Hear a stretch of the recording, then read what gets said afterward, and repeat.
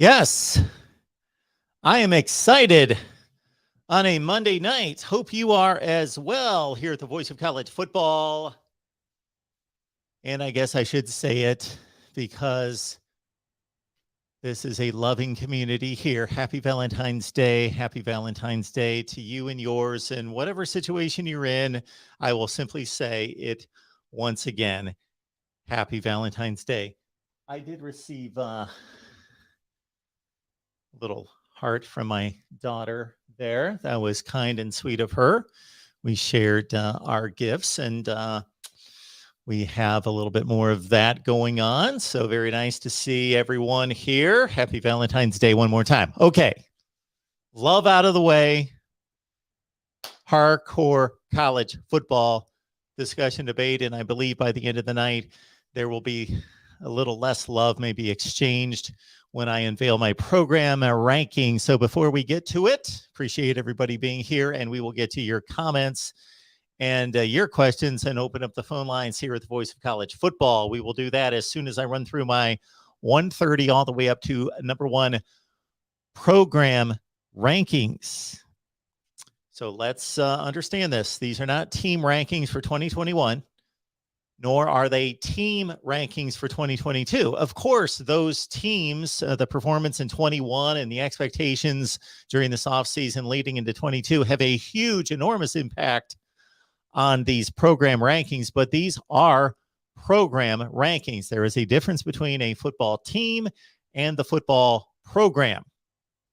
We released these program rankings about this time last year, and there was much debate and much fun and much to discuss. And a lot of people, of course, had some pretty amusing and ignorant comments. But hey, we've got a tremendous community here, and you guys typically bring forth some rather good points. And I'm sure the same will happen tonight. So let's get to it here at the Voice of College Football. Please hit the like button before you do anything, before you get mesmerized by these rankings 1 through 130, and especially there's first 50 or 60.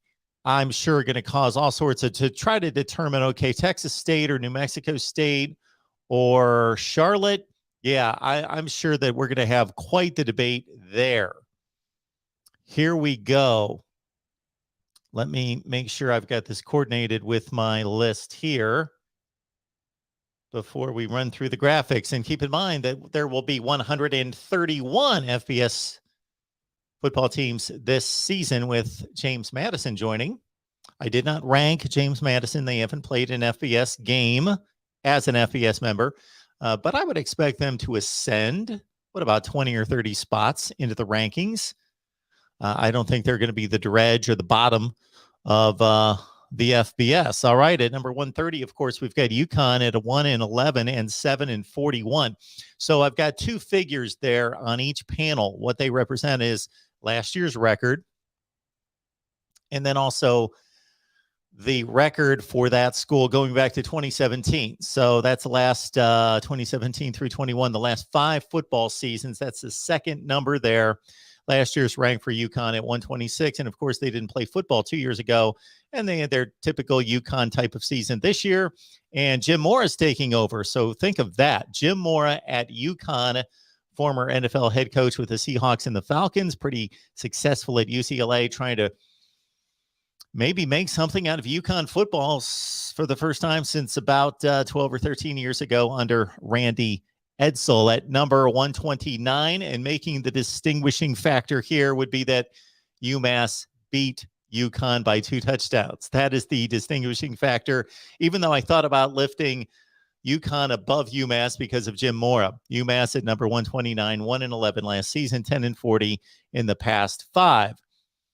Akron has lowered its ranking from 125 to 128, 2-10 this past season, just 14-42 the past 5 seasons. New Mexico State, not to be confused with New Mexico. They pretty much both suck, but New Mexico State at 2-10 last year, and they are 127. Then we go up to Texas State, playing a little bit better football this last season under Jake Spavital, who took over the program in 2019, and Texas State now 4-8 after a 10-38 run There's New Mexico out of the Mountain West at 3-9. So they do play a difficult schedule, considering the Mountain West is one of the more difficult group of 5 schools. Bowling Green has been on a horrendous run, but they were slightly better this past year at 4-8. And they check in at 124. At number 123, we've got Rice. Rice at 4-8. And there you see the awful record for the past 5 seasons. South Alabama, now coached under Kane Womack, and he's done a nice job. This was his first season at 5-7, so a significant improvement for South Alabama this one season. Talk about a significant improvement. UTEP almost won a bowl game. They played, who did they play in the bowl game? That was Fresno State, correct? They played Fresno State in a bowl game, and they played them rather well.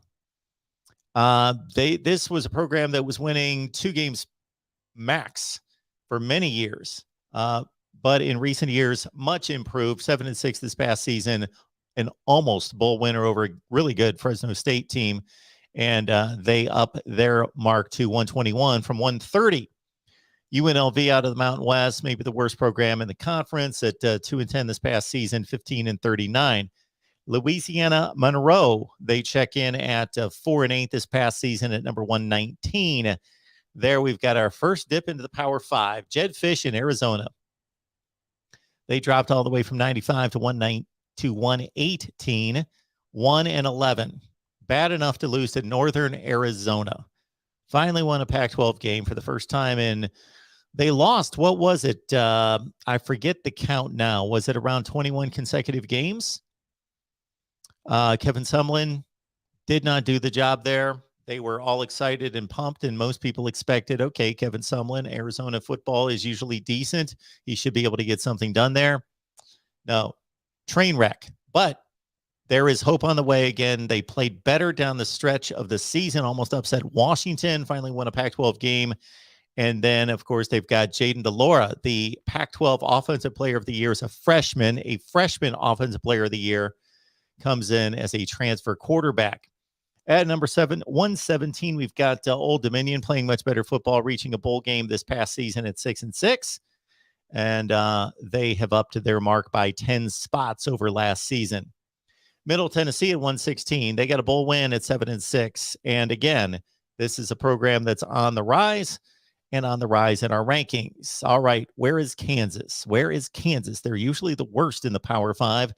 They've got Arizona to thank. But Lance Leopold is a capable coach coming in from Buffalo. He could win at Kansas. It is possible that he could, if given the right resources, facilities, backing, and support by the university, maybe Kansas has a chance to do something. And think, Texas fans, you lost to Kansas. You lost to this bunch this past season. So that was Kansas's one shining moment for the past decade or so. They beat Texas, and they're 2-10 this past season. All right, at number 114, we got a South Florida that, my goodness, South Florida, they were one of the original pillars of the group of 5, even before it was really the group of 5 under Jim Leavitt.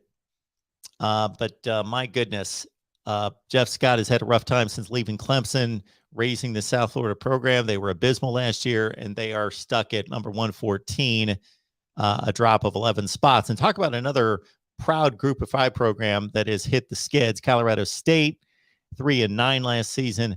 They check in at number 113. At number 112, we've got a Florida international team that was having some decent seasons. And then last season was a train wreck at 1-11. And so FIU checks in at number 112.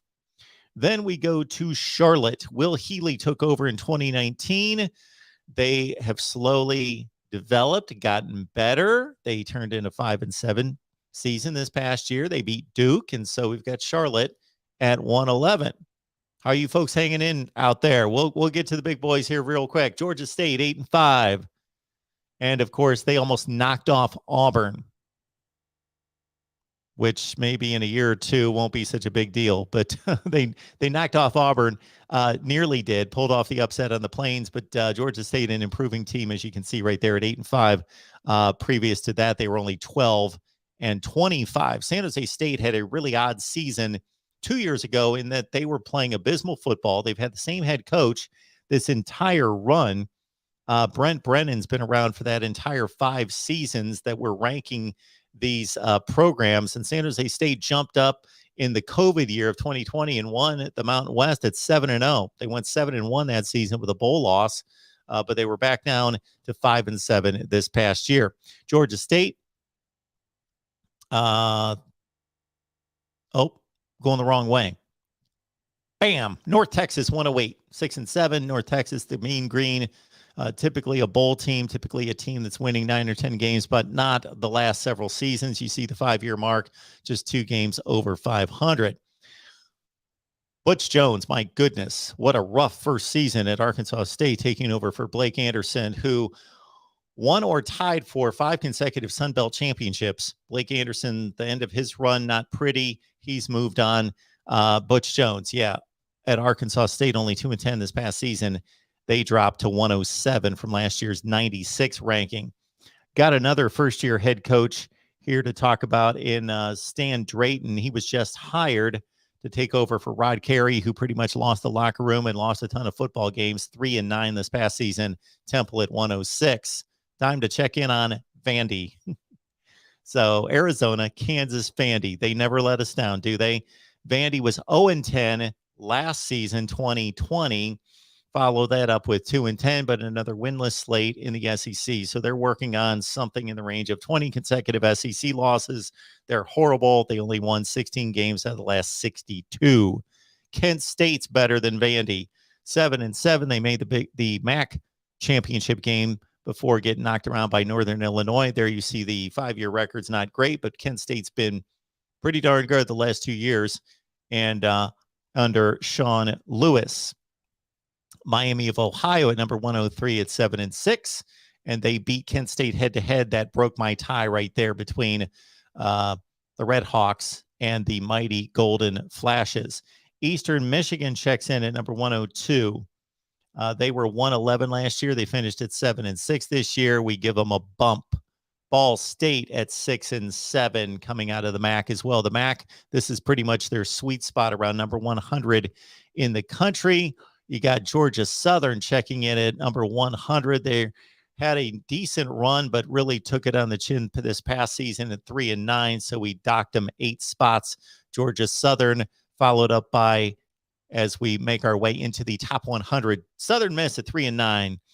The Golden Eagles, a proud football tradition, but nothing going on there right now as they drop 8 spots to number 99.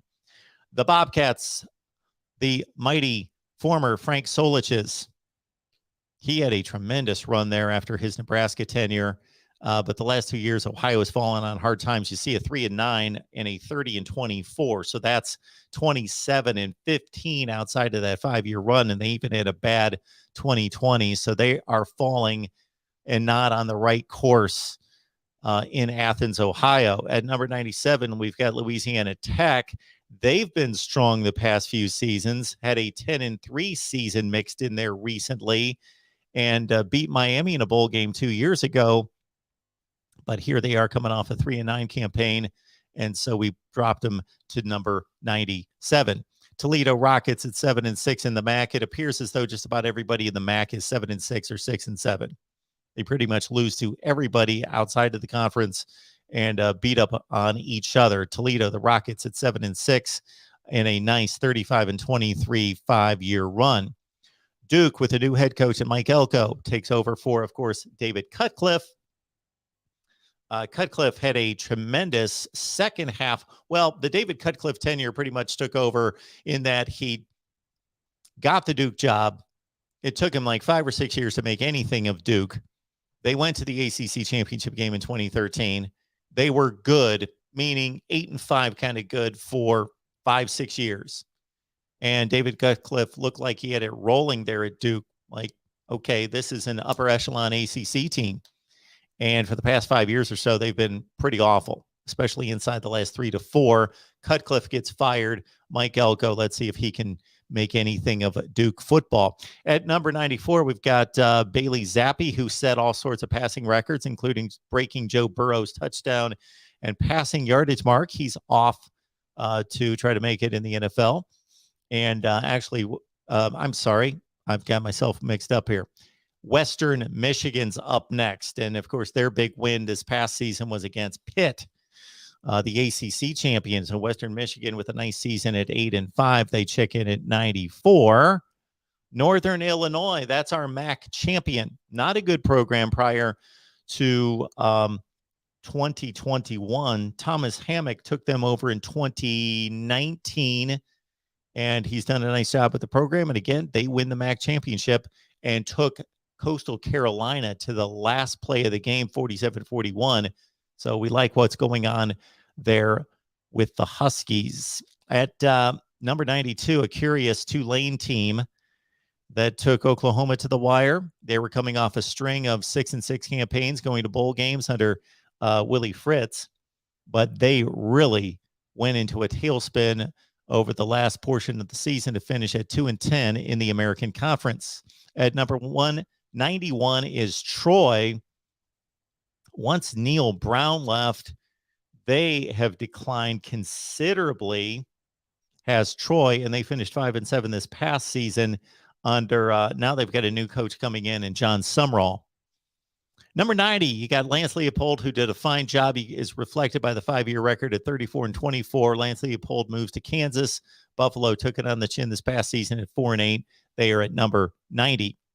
At number 89, East Carolina.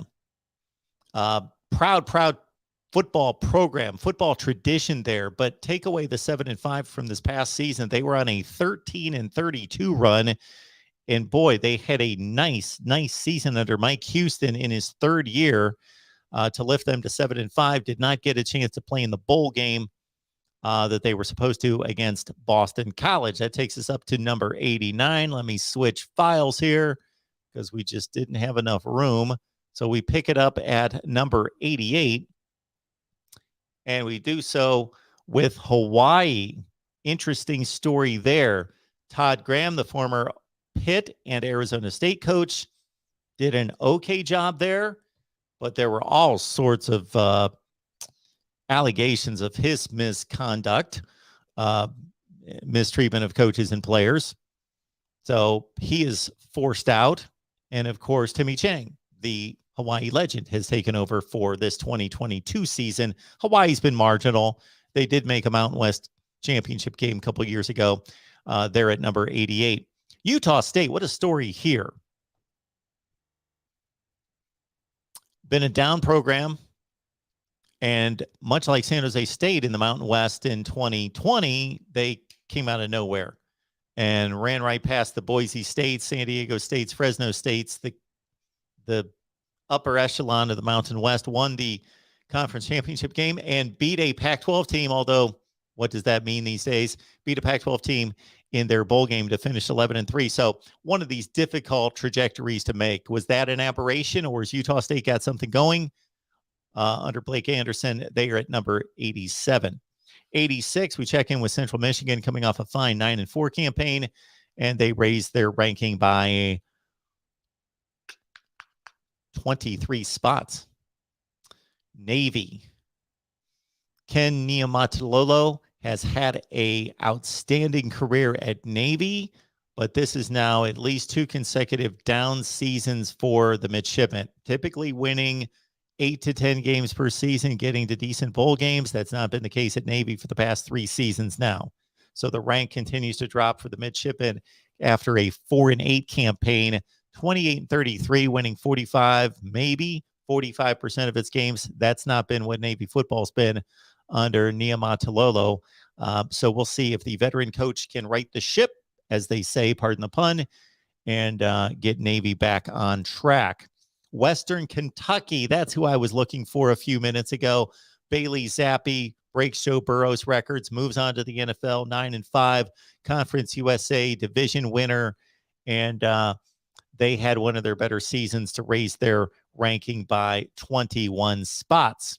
Rutgers, interesting program here. Just getting obliterated in the Big Ten. Lost 21 consecutive conference games until Greg Schiano takes over. They go 3-5 in the COVID year. I was going to say the strike year, in the COVID year. And then, of course, they show up and play pretty good football this past year. Still a long, long way to go for Rutgers, but they are possibly respectable. They can now compete with the Illinois Northwesterns and the like in the Big Ten after a 5-8 year, and they got to play a New Year's Day bowl game against Wake Forest. At number 82, Craig Bowl in Wyoming. Consistent winners, get to bowl games, win 55% of their games, and there you see it reflected in the 5-year record. FAU had a down year at 5-7 after, of course, Lane Kiffin had success there. So he has bolstered that 5-year record. They're not as good nearly as a program as they are now. So keep in mind that by showing the 5-year record, I'm just giving indication as to what they've done over the past 5 years, of course. But for many of these programs, they are a completely different program today than they were 5 years ago. Some of them are slightly different. Others are pretty much exactly the same program. Alabama. Is Alabama any different in 2022 than in 2017? No. Same program, same guy in charge, recruiting the same, doing it exactly. So there's a measurement of what happened last season, what happened 2 years ago, 3 years ago, 4 years ago, and what was going on 3, 4, 5 years ago. Is that relevant to today? Is it impactful to what's going on today? What's the recruiting going forward? Where's the trajectory? Is there a new head coach? How well do we expect the new head coach to do? And you'll see that more reflected as we go on. Number 80, Philip Montgomery, 2 consecutive nice seasons at 6-3 and 7-6. And the Golden Hurricane played 2 extremely difficult opponents, Ohio State and Oklahoma State. Tough this past year. They are number 80. Marshall's a good football program. They're 7-6. There you see the nice 5-year record at 39-23. They are at number 79. Carl Durrell and Colorado had a nice first season in the COVID year at 4-2. We kind of knew those were smoke and mirrors figures within the Pac-12. They had statistically the worst offense in the country this past season and are 4-8, and they dropped to number 78. Likewise, Jeff Collins having a rough time at Georgia Tech. He's now been coaching there for 3 seasons, and they're not getting better. 3-9, 21-37 in the past 5 seasons. Georgia Tech at 77. Nevada has a new head coach. Coaching changed there for the Wolfpack as they finished off at 8-5. They lose their NFL quarterback in Carson Strong, and Ken Wilson is their new head coach here in 2022. Up to number 75, we go to a tremendous job being done by Jonathan Smith. This was a program that was in the 110 range a couple of years ago, and of course, Jonathan Smith with a nice job of getting to a bowl game. It's still a monumental feat to do anything there at Oregon State and get players to play there and go there.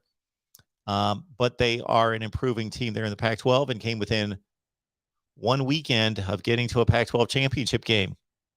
Dino Babers, Syracuse. Dino Babers in 2018 went 10-3. His tenure otherwise is 15 and, do the math, Mark, 32. 15-32, and it's even worse in the ACC because he grabs most of his wins out of conference. If your name's not Clemson and it's not a Friday night, Dino Babers is underachieving. I don't know how much longer he can last at Syracuse. They did play 3 consecutive games during midseason in which they took Clemson, Florida State, and Wake Forest to the last play of the game, lost them all. Syracuse at number 74. Illinois, interesting program here under Brett Bielema, coming off a not-so-good recruiting class, however. Worst class in the Big Ten by far, but a 5-7 campaign in which they beat Nebraska and Minnesota. They won 4 out of 9 in the Big Ten. So Brett Bielema, we'll see what he can do. He's a proven winner, of course, at Arkansas and Wisconsin. Tougher job there at Illinois, the Illini at number 73. And a team that beat Illinois and won Conference USA is Texas San Antonio. They have not been a strong program, but they suddenly are now.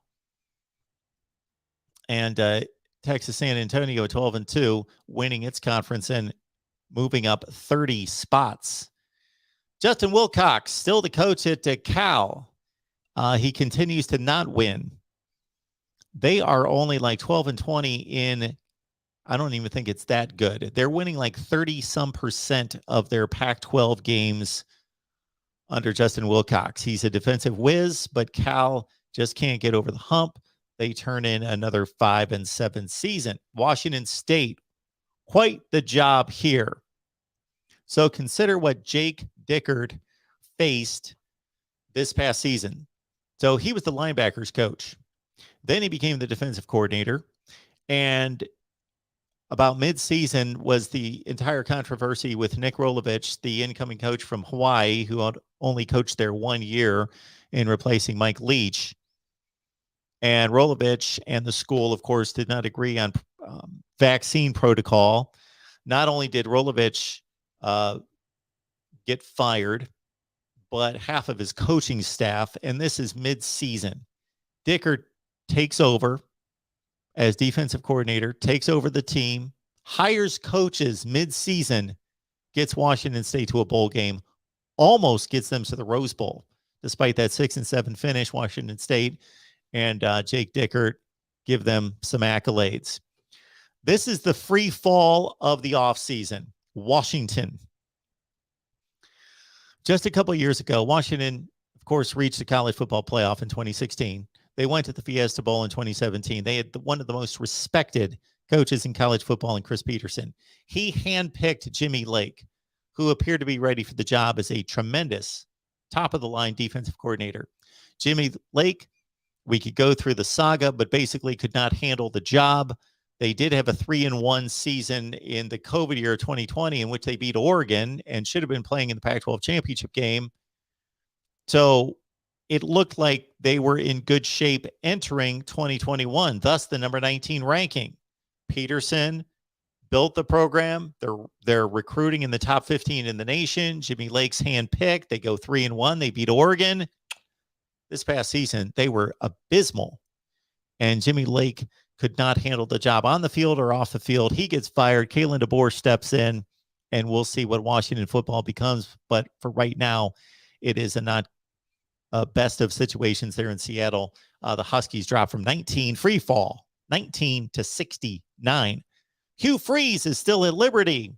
He gets rumored for just about every job, especially in the South or the SEC. And of course, was talked about much this week with Brian Harsin on the ropes, but he's still at Liberty. And Liberty is a pretty good darn good football program, 32-12 the past 5 seasons. This is a wild card selection right here. This is a difficult program to track. If you're just going by the record, they're abysmal. They should be worse than number 67. They should be lower than Rutgers and lower than, well, not necessarily, about on the par with Rutgers and Illinois. Yes. Actually, Nebraska went 1-8 in the Big Ten this past year, and Illinois went 4-5. But we like the Casey Thompson addition. We like what they've done elsewhere in the transfer portal. We look at the performance on the field as well. And Nebraska dropped considerably from 49 to 67, but I still kept them ahead of those two programs in the Big Ten. Nebraska football, it's got to happen in 2022. They have got to reach postseason play. At number 66, you got Army, 9-4 with a bowl win against Missouri. Jeff Monken does a tremendous job. He's won 44 of 64 in the past 5 years. Virginia Tech, this program has been going in the wrong direction under Justin Fuente. That's why he no longer has employment. Justin Fuente took over a rock-solid program under Frank Beamer. His first 2 years were good, 10-4, 9-4, reached an ACC championship game, and ever since then, sub 500. After finishing over 500 every year going back to 1992. Brent Pry steps in from Penn State. Good hire. No head coaching experience, but defensive coordinator at Penn State. The boy can recruit. So he comes in to resurrect Virginia Tech football that was blown out by Maryland to conclude 2021. TCU, another situation with a new head coach. Sonny Dykes comes in. He's been around. He's been at Cal, Louisiana Tech, and SMU. He's done a fine job at all those stops at TCU without Gary Patterson for the first time in a long, long time, 20-some years, is at number 64. At number 63, you got UAB coming off a fine 9-4 campaign, 43-20 the past 5 seasons, and with a bowl win for the Blazers against BYU. App State, difficult to rank to a certain extent. They dominated the Sun Belt Conference. They've been superseded by Louisiana and Coastal Carolina. They did make the conference championship game this past year, but clearly were outclassed in the title game and in the bowl game. And Sean Clark inherited a great program. He's maintaining it, but they're not nearly as dominant as they were. App State at 62. Now, here's the situation with Louisiana. If Billy Napier was still there, that ranking would be significantly higher. They're coming off a 13-1 Sun Belt championship. I want to see if they can be just as good without Billy Napier. Louisiana at 61. And I got these teams grouped together because of various components. They all compete against each other, App State, Louisiana, and Coastal Carolina. Of course, Jamie Chadwell has done a remarkable job, especially the past 3 years at Coastal Carolina, coming off an 11-2 campaign. Rhett Lashley gets his first head coaching gig at SMU, taking over for Sonny Dykes. Dykes did a nice job, especially the past few years, in replacing Chad Morris. SMU at 8-4 in the tough American Conference. They are number 59. Maryland and Mike Loxley checks in at 58, up from 67 last year after a bowl win and a winning season for the first time in forever at Maryland at 7-6. Let's keep it going, Mike Loxley, to go up those rankings. And look out for this free fall. Stanford. I have been giving David Shaw a bit of the benefit of the doubt. Of course, he's had a tremendous tenure at Stanford, but it is deteriorating by the season. 4-2 was his 2020 season in the COVID year, but 3-9 and 4-8 in the last 2 full seasons. Stanford football, there are issues there. They're just not getting the job done. Not recruiting, not executing anywhere near the level that they were 2017 and prior to that. This program's at a crossroads, possibly, and David Shaw, one of the most respected figures in college football, having a rough time the past few seasons at Stanford. Memphis checks in at number 56. Of course, Ryan Silverfield took over for Mike Norvell in 2020 and has maintained the program to a certain extent, but 6-6, not a good showing for him. Took over a program that under Fuente and Norvell was excellent, competing for conference championships. Memphis has to get better. Air Force with a big season at 10-3. They beat Louisville in a bowl game. And of course, Troy Calhoun, one of our favorites here, the voice of college football, one of the guys that I interviewed several times when we first started our channel. And Air Force, of course, they will not throw the football, but they will run it down your throats and out execute you every time, in a continued force in the Mountain West. And again, coming off a tremendous season. Virginia, a difficult ranking for me here. Bronco Mendenhall, tremendous. I have great respect for Bronco Mendenhall as a head coach. Well, he's gone. He lifted this program from 2-10 its first year to an ACC Coastal Division Championship, an Orange Bowl, and multiple bowl game appearances. They went 6-6 this past year, couldn't play the bowl game. There you see the 34-28 record, and that is after that horrible start. So now you replace Bronco Mendenhall, a known factor, with Tony Elliott, first-time head coach coming in from Clemson. I got Virginia at 54, but they got Brendan Armstrong coming back as one of the best quarterbacks in college football in 2022. Talk about up-and-coming coaches. Jeff Hafley at Boston College turns in a 6-6 year. He did not have his number one signal caller, Phil Jerkovic, for most of the season. That hurt them. It'll be interesting to see if they can compete with the likes of Wake Forest, Louisville, NC State, and others here in 2022. So there, we've made it through the top 130 minus 53. You do the math. Let's go to our next folder here and pick it up with number 52. And at number 52, we've got one of the high risers here, increasing all the way from 88 up to number 52. Dana Hogerson in Houston. Of course, they're coming off a conference championship game appearance against Cincinnati. They lost the other game to Texas Tech. They beat Auburn in a bowl game. They're 12-2. Dana Hogerson's proved he can coach. If he can't recruit at Houston, he's not a recruiter, doesn't like to recruit. But if he can't recruit at Houston with all the talent in that metro area, and moving to the Big 12 should help. Texas Tech, curious situation here.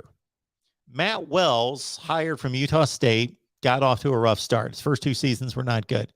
This season, he gets off to a 5-2 start. They beat Houston in the opener.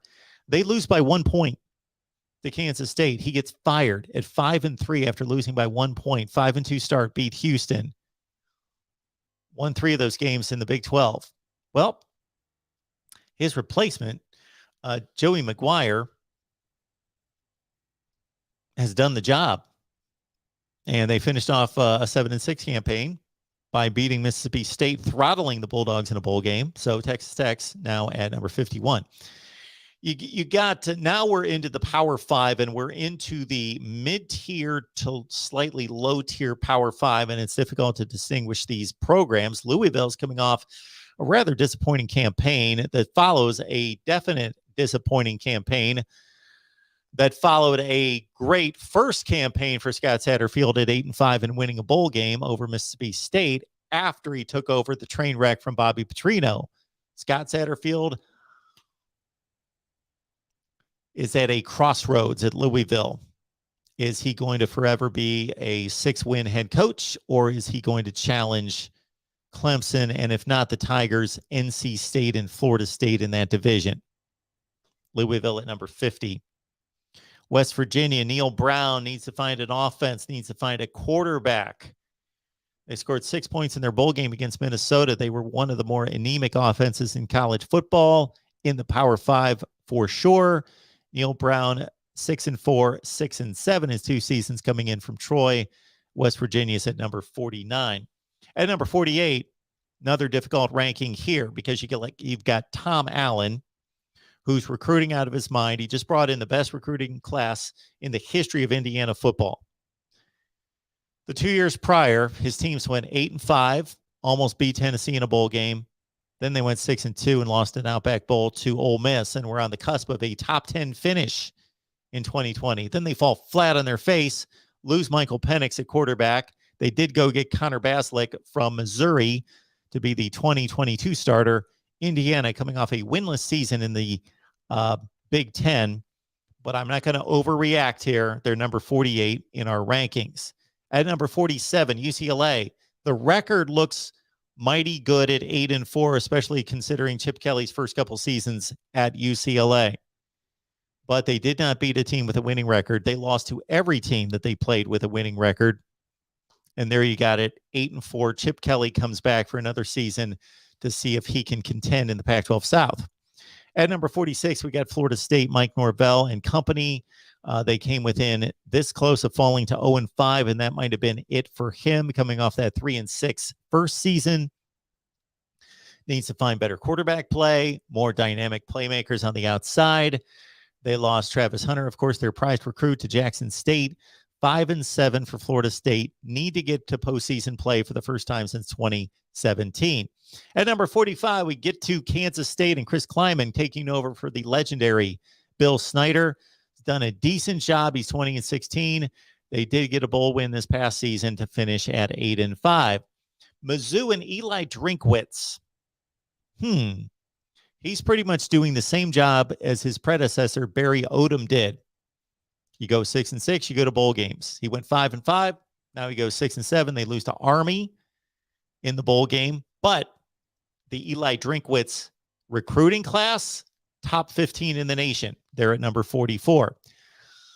South Carolina and Shane Beamer. I think we're all impressed with Shane Beamer's work at South Carolina. He had to play 4 different starting quarterbacks, and none of them were real good this past season. Now he's got Spencer Radler, and he's got his tight end, Austin Stogner, coming in from Oklahoma. South Carolina with a bowl win against North Carolina. The trajectory should be up. but the schedule is brutal for the Gamecocks in 2022. At number 42, all right.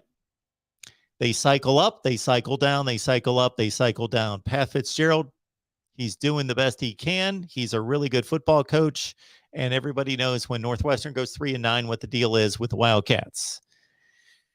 They have won the Big Ten Western Division and made the championship game, and in both games challenged Ohio State deep into the third quarter. That was 2 out of 4 years. The other 2 years out of the 4, they went 3-9 and were one of the worst teams in Power 5. And that's what we're looking at right now. And I don't think they're going to bounce back this season. Are they going to be as bad as they were last year at 1-8 in the Big Ten? Probably not. But they take a tumble in the rankings from 23 to 42. And keep in mind, they were number 23 in the nation, coming off 2 Big Ten championship game appearances in 3 years and a top 10 finish in the nation. At number 41, Mountain West, repped by Fresno State. The Bulldogs at 10-3 this past season. Look at that fine 5-year run by Fresno State. And then we've got Boise State at 40, but 7-5 at Boise State. Look at the 5-year record. And with all the controversy and criticism surrounding Brian Harsin, who's the only football program in America right now that loves Brian Harsin and wishes they had him? Boise State. He was 69-19 there.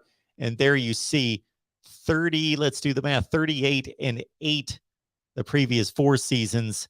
They tumbled to 7-5 under Andy Avalos in his first campaign since coming in from Washington. San Diego State, as we stay in the Mountain West under Brady Hoke, turned in a nice 12-2 campaign. They beat Utah. And the Aztecs have been really good. Look at that 5-year run. At number 38, BYU, difficult program to evaluate.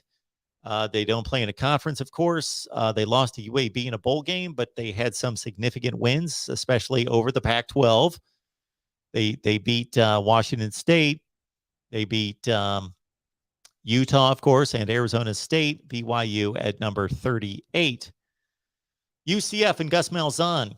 Dylan Gabriel moves on to Oklahoma. UCF at 9-4. Gus Malzahn, I think, is going to do a tremendous job there and carry on the tradition left to him by one Josh Heupel and Scott Frost. UCF, the class for the most of the last 5 or 6 years, at least, of the group of 5.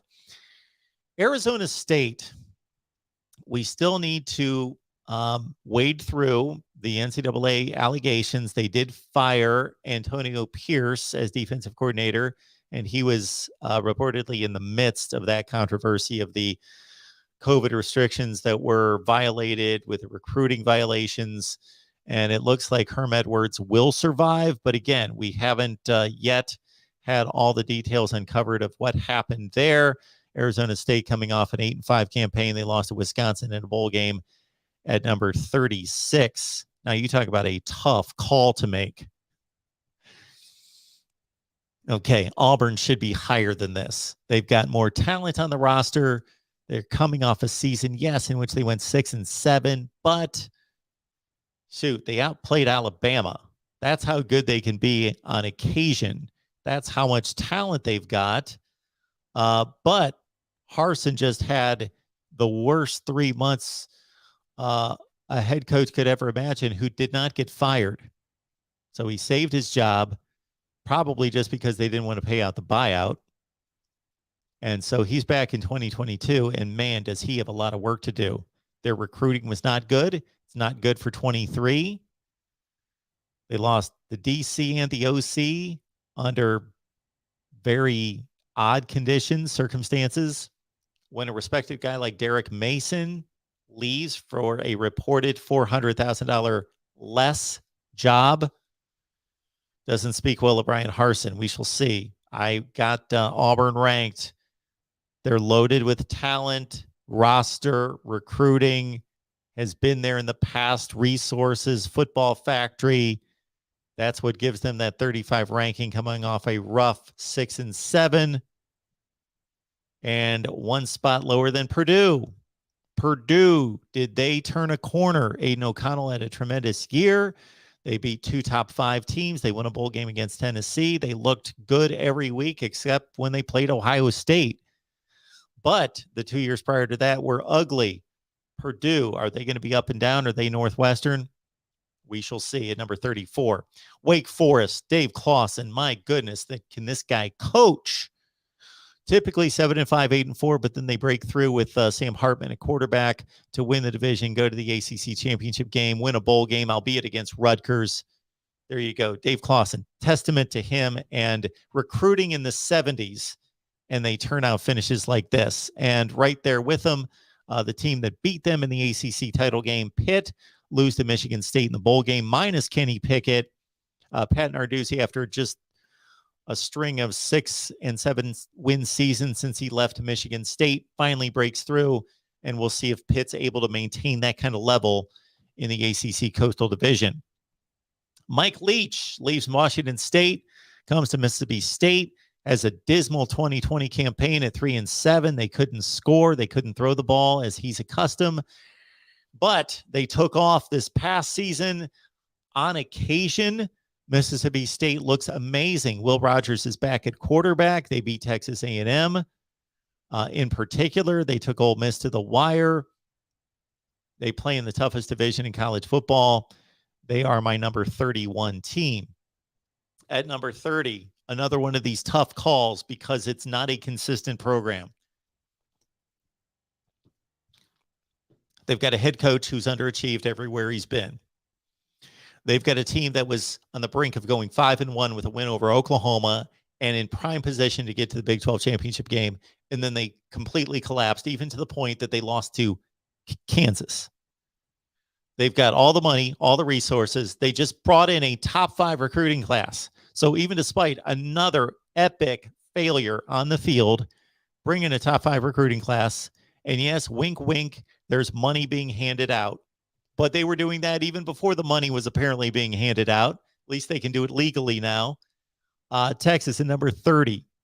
Texas at number 30, another tough ranking there. I like Tennessee a little bit better. I love what Josh Heupel's doing. I think the guy can coach. He's got Hendon Hooker, who threw 31 TDs with 3 picks this past season, coming back in 2022. Again, this is not necessarily a projection for 2022, nor a reflection of 2021. This is a program ranking and not an all-time program ranking, or Tennessee would be somewhere in the top 15. Again, just to remind you of where we stand on this, but this is a current program ranking, and Tennessee has got mojo going. Josh Heupel doing all the right things, number 29. All right, I've given a beating to Dave Doeren in the past, and just to reiterate the reasons why, he was at one point going into 2020 a 37% winner in the ACC, 37% winning his conference games, getting to bowl games basically because they play William and Mary, East Carolina, and James Madison all the time. All right. The stock is rising on Dave Doeren. I admit, 9-3 this past season, strong season. They beat Clemson. They lost to Mississippi State. They lost to Miami. They're a good team. They were a good team the past 2 seasons at 8-3, 9-3. I want to see more. NC State at 28. Minnesota turned in a fine 9-4 campaign. Curious losses to Illinois and Bowling Green, but PJ Fleck is there. The fans love him.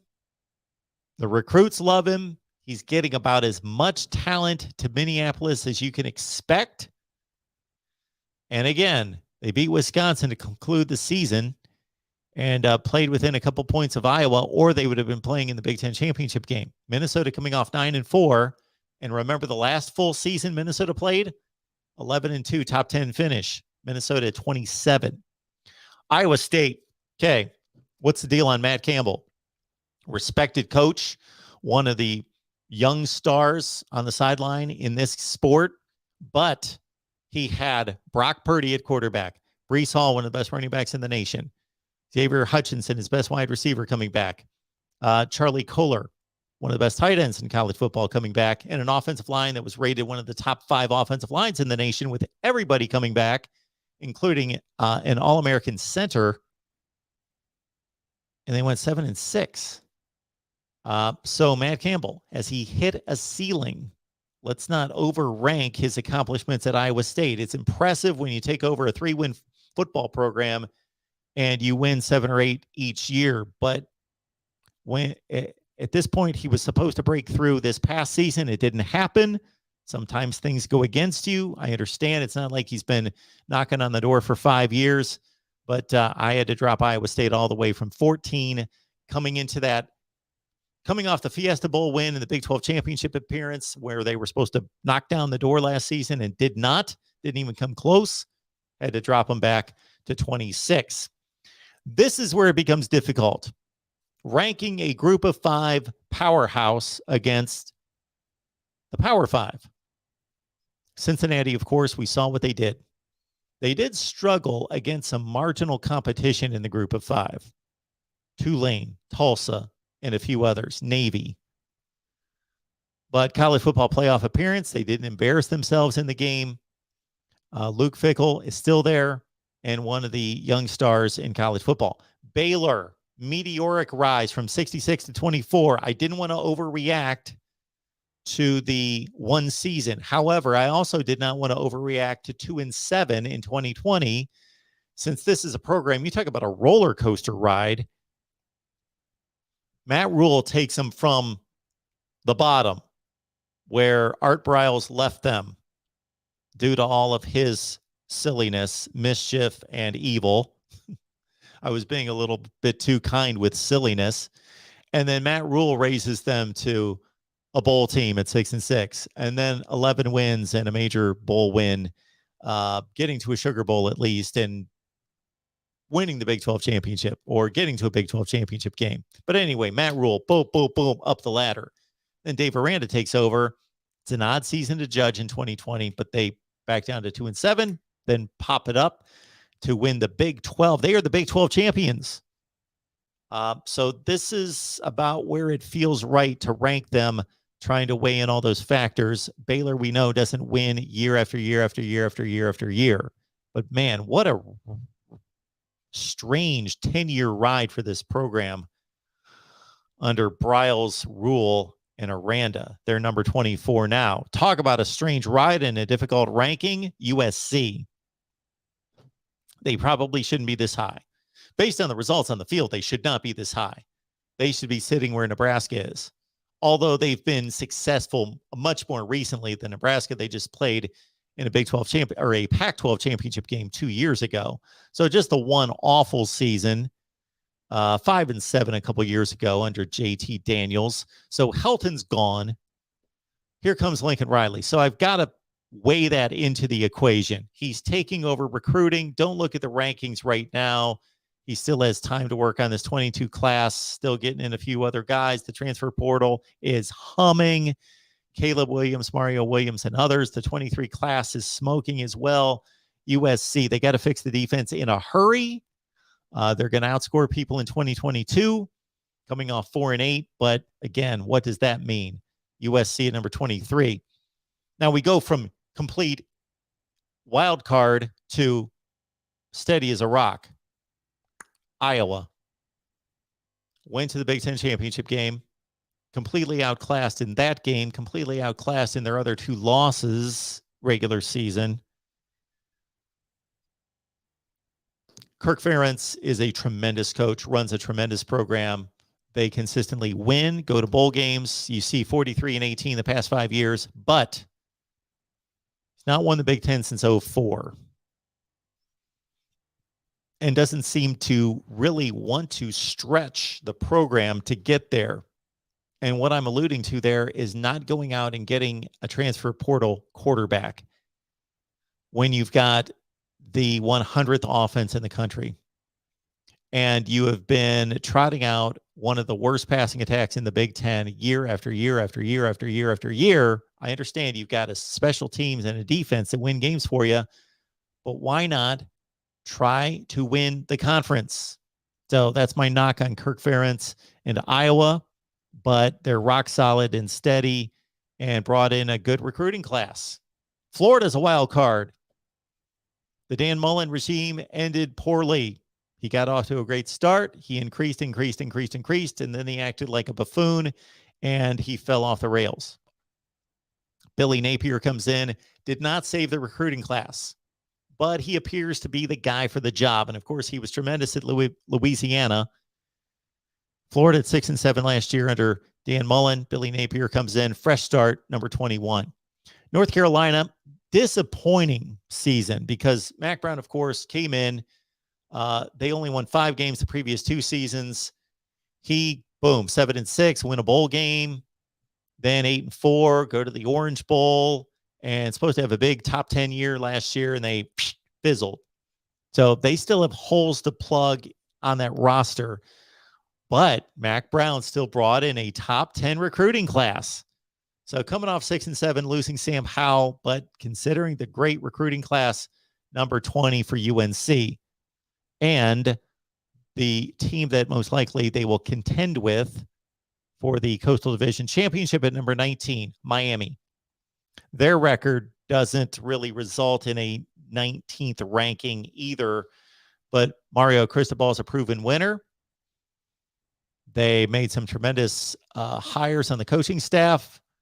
The recruiting class was spared, saved. Even the player average rating is top 6 in the country. But they are coming off 7-5, so I want to see it. It's got to play out. It's got to be reflected in the rankings because of the record on the field. So Miami at 19. Number 18, what a job Sam Pittman has done. Why this guy's never been a head coach before now. Sam Pittman takes over a program that was winless in the SEC 2 consecutive years, 0-16 in the conference, goes 3-7, and that doesn't sound impressive, but if you watched it, it was impressive. And then this past season, Arkansas beat Texas A&M. They lost to Alabama by a touchdown. They beat Mississippi State. They took Ole Miss to a 2-point conversion, the final play of the game. They beat Penn State in a bowl game. Arkansas on the move from 58 all the way up to 18. As we go to our another batch of clips here, let's find our number 17.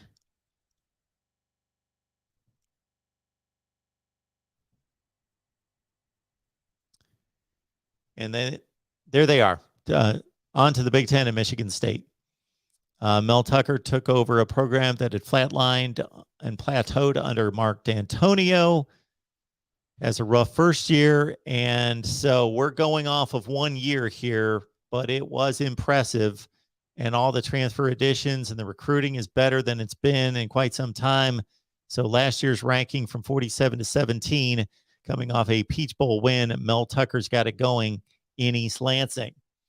We switch from Michigan State and a lot of volatile programs and situations that are difficult to predict and don't have much of a track record to a guy that's got a track record that can rank from a consistency standpoint with just about anybody in the country. Mike Leach, it's about 8-4 every year for him. But this past year, 12-2, came within an eyelash, like a measurement yardage mark, stopped at the goal line of a Big 12 championship. 12-2 this past season, tremendous bowl win over Notre Dame, 45-19 the past 5 years. We know what Oklahoma State football is. They deliver every year, same product. Utah, number 15, Kyle Whittingham finally gets to a Rose Bowl, wins the Pac-12. Congratulations to him. 40-20 the past 5 years. Talk about rock solid. That's your guy. Ole Miss. Now, here's a bit of a wild card. We're going off 1 season, so the big improvement from Lane Kiffin the first season, now to the second year, 10-3, finished close to the top 10 in the country. The recruiting is much improved. The transfer situation, people want to play at Ole Miss. They're number 14. All right. LSU not playing like the number 13 team in the country. 6-7 that followed 5-5. But what an odd situation. Of course, we just were reminded with Joe Burrow's presence on TV last night that this was one of the great teams of all time in 2019. In 2019, we just finished 2021. We're only 2 years removed from a 15-0 historic national championship team. But that was forever ago. Those players are gone. It's a new program, but it's a new program under Brian Kelly. And Brian Kelly, sure, it's easy to make fun of the stupid videos and the inane attempt at a Southern accent, but the guy knows how to run a football program. And even though he didn't accomplish the ultimate goal at Notre Dame, he brought Notre Dame football back to what it was under Lou Holtz. He's now at LSU. He can run a program. I think he's going to run it well at LSU. At number 12, ooh, that's a lofty status, huh? But consider what Kentucky's done under Mark Stoops. And they're 40-23 the past 5 years, and they just won a New Year's Bowl game. They are right now the challenger, even though it doesn't seem to be a strong one, to Georgia in the SEC Eastern Division. Kentucky at number 12, coming off its best recruiting class of all time. That also factored into the ranking. Back to rock solid. Wisconsin, number 11. Only 9-4 this past year. Graham Mertz holds the keys to Wisconsin in a Big Ten championship run. They had one of the best defenses in the nation again this past season and won a bowl game. Number 10, Penn State. The record does not reflect the number 10 ranking for the past 2 years. 11-11.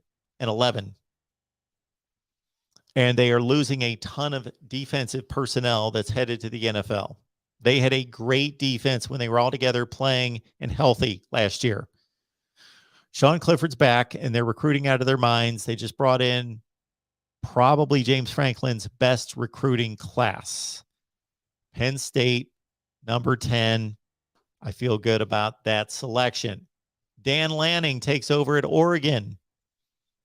Mario Cristobal did a tremendous job. Sure, there were disappointments on the field this past season against Utah in particular, but they won a Rose Bowl. They won a Pac-12 championship or 2. And now, again, it gets turned over to Dan Lanning, who had to kind of save and mend and maintain that recruiting class and its top 25 status for 2022. But I'm pretty confident Dan Lanning's going to be a good hire in Eugene. All right, rising all the way from 21 all the way up to number 8 in the country, Michigan. Now, we've seen the drama over the past 6 weeks. So Jim Harbaugh is going to have to prove that he wants the job. He's still invested. He's still committed, and he's going to work hard, not just mail it in.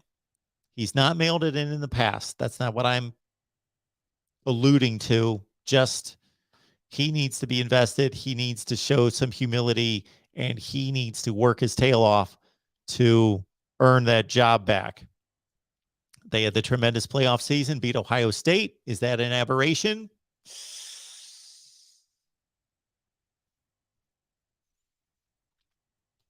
And win a Big Ten championship. Coming off a Big Ten title, playoff appearance, beating Ohio State 12-2. At number 7, yes, there were shockwaves heard all over the college football world when Lincoln Riley left for USC. And Sooner fans thought that the program was in peril. And even once Brent Venables was hired, that the offense would never be the same. But now that things have settled, he saved the 2022 recruiting class. And he's now showing that he can recruit quarterbacks, elite quarterbacks, and offensive skill players, and also promise toughness, discipline. Maybe Oklahoma's in better shape with Brent Venables. Coming off 11-2, and there you see the 5-year record. The 5-year records now for the rest of this presentation are going to be through the roof, as you can imagine. The elites of college football. Notre Dame also 56-10 under Brian Kelly the past 5 seasons. Chalk one of those losses up to Marcus Freeman, the new guy in town who lost the Fiesta Bowl. That's a slam dunk hire, home run hire by all accounts. But Marcus Freeman's never been the head coach, so let's not assume that Marcus Freeman is going to be a better head coach than Brian Kelly. Yes, he's got the rock star image. He's liked, but that's not all there is to running a football program. I have few doubts that Freeman is going to be an elite coach, but I'm not going to say it's a 100% guarantee. Texas A&M at number 5.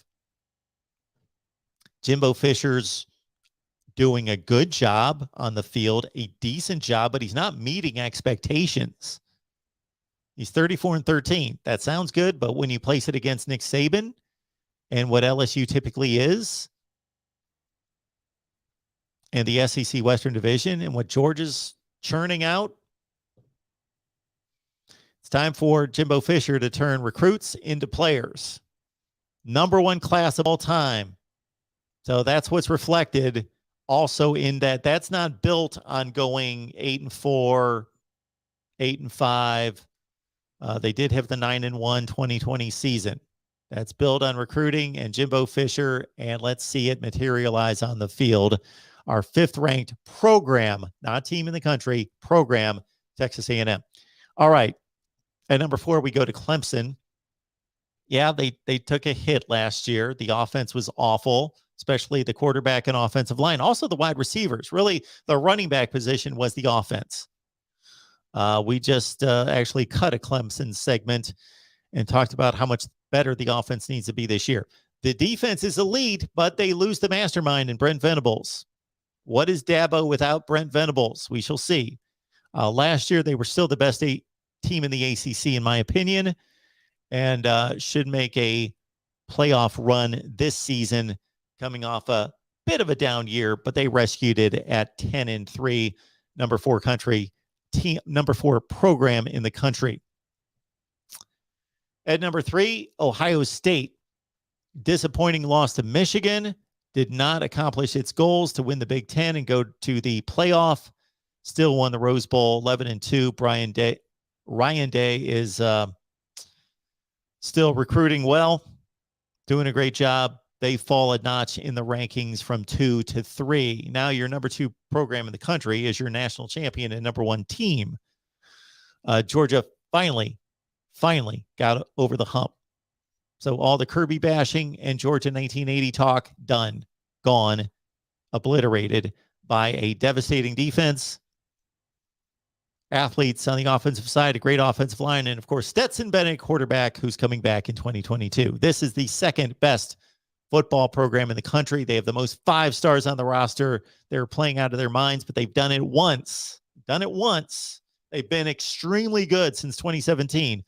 58-10 since Kirby took over. Amazing.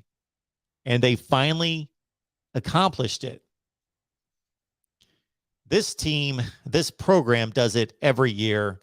And I did not even have to think about it. Even though Georgia won the national championship, Alabama is the program in college football. They just are. Yes, it can be argued.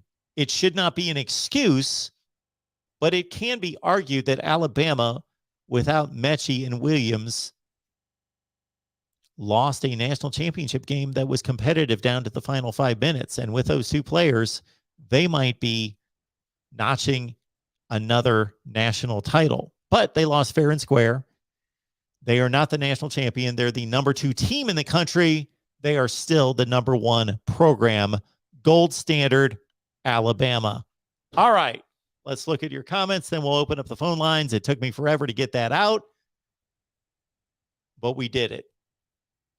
All right. Let me see if we can weed through all this. See what you folks got. Going to take it all the way back to the start. And I'm going to read comments and open up phone lines very soon. We got Eric here. Mark is going to have to explain his metrics on this until he is laid in the blue in the face. Okay. All right. Ultimate loser. Well, UConn, UMass. Yes, there it is, Hummus Hero. You've got the candidates right there. Malik Curtis, the next Devin Hester, called it. Joey's here. Good to see you. Let's get through these comments. Anybody with anything? Let's see. Once I started to round these into form, we've got Keynes 2022. Appreciate you admonishing everyone to hit the like button. Railroad Journeys. Hi, Mark. Have a blessed day, man. Keep up the amazing work. Thank you for that. Let's Toast Media. Good to see you, as well as Demetrius Abrams. Canes 2022 wanted a top 30 ranking. You got a 16 ranking out of me. How about that?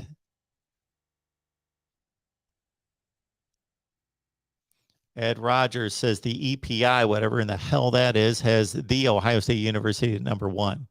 Again, this is not the ranking for 2022. This is a program ranking.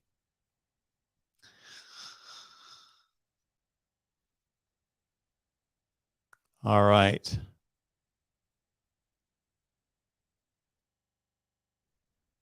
All right. It will take forever to go through these comments, so we're going to fire up the phone lines. I will go through the comments while we've got viewers on the phone, so bear with me.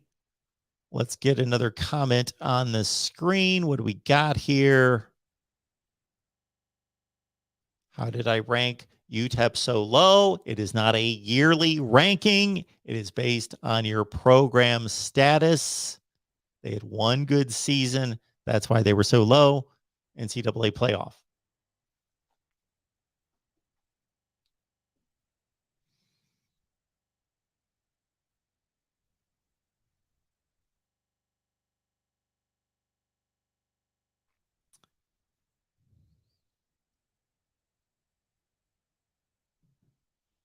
All right, folks, let's get this underway.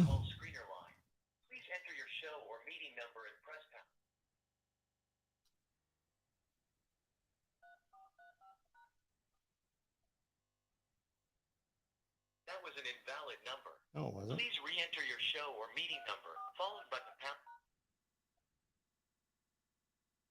Enter your 6-digit PIN number.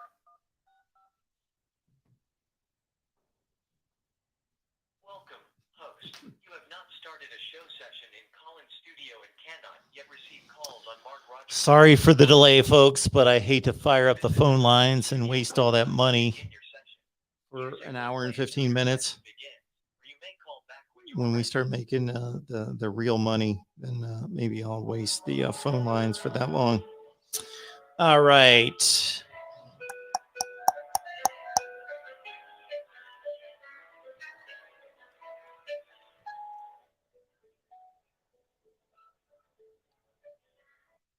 Welcome, host.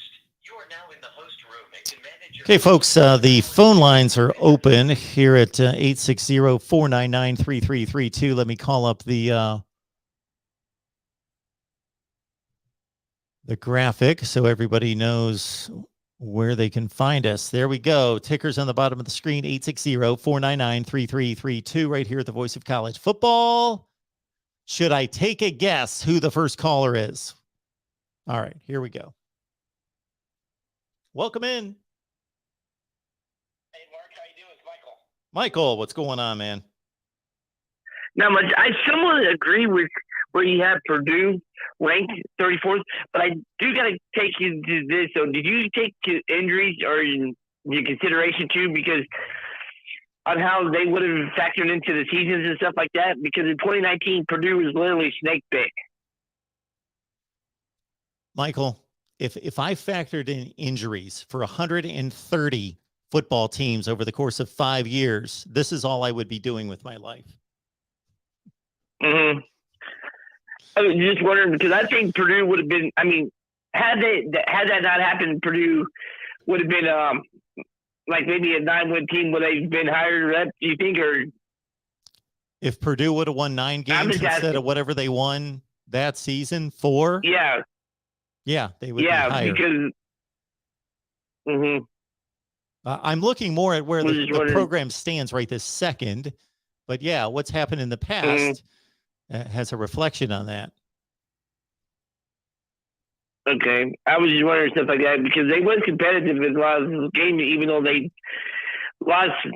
It looked like a lopsided score, but it was competitive and stuff until like late in the fourth quarter or stuff. I was just wondering how you based it on. I didn't know if you did it because of that or what the criteria was. That's what I was just trying to figure out. But anyway, I thought Purdue might have been maybe inside the top 25 to top 30 team, but 34 is where that you can work out and stuff. So, Michael, it's not about the team necessarily. Yes, the 2021 team and the projected 22 team, yes, has a large bearing on it. But again, I'm not saying that Purdue, where were they ranked? 30th, 34th, whatever they were. 34th. 34.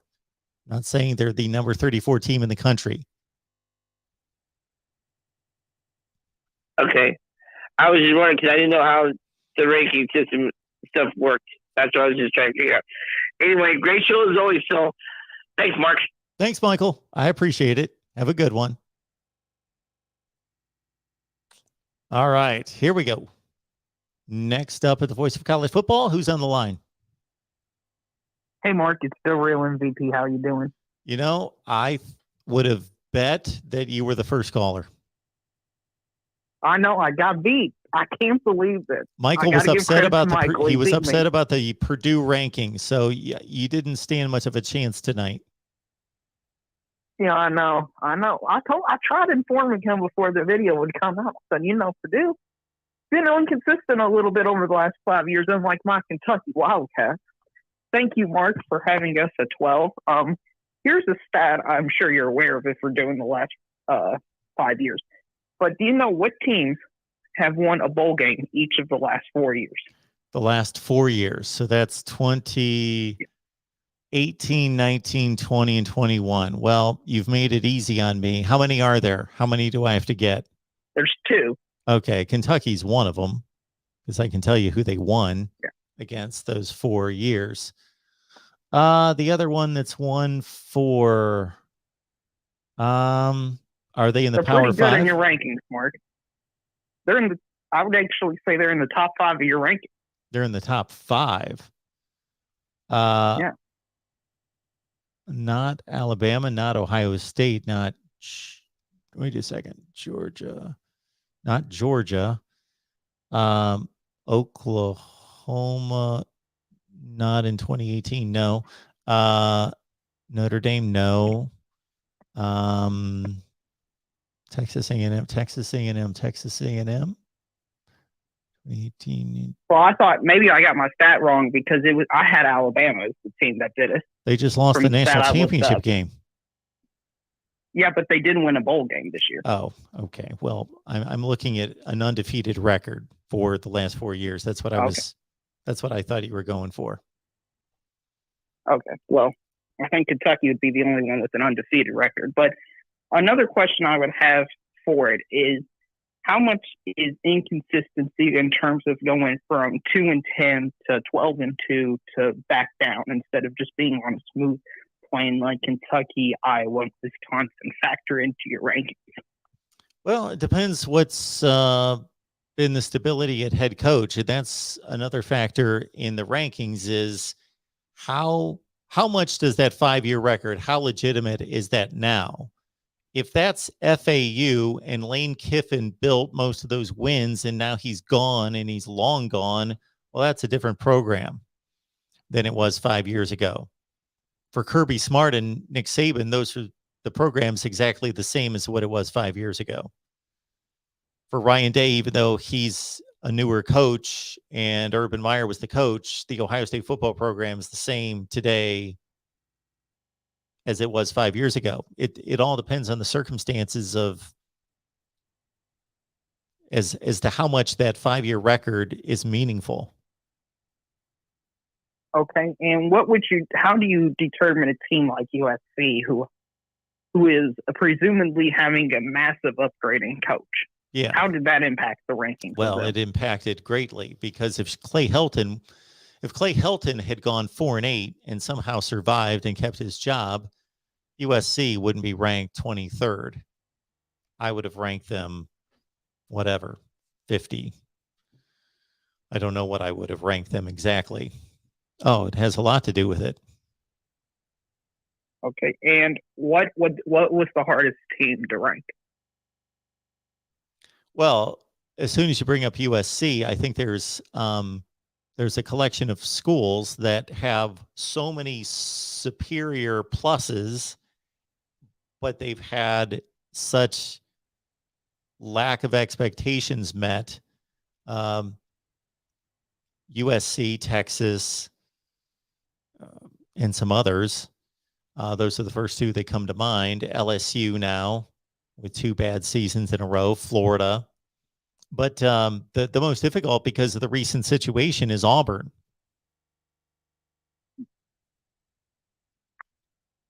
Okay. And I know this is a future question, but do you think Brian Harsin survives the 2022 season?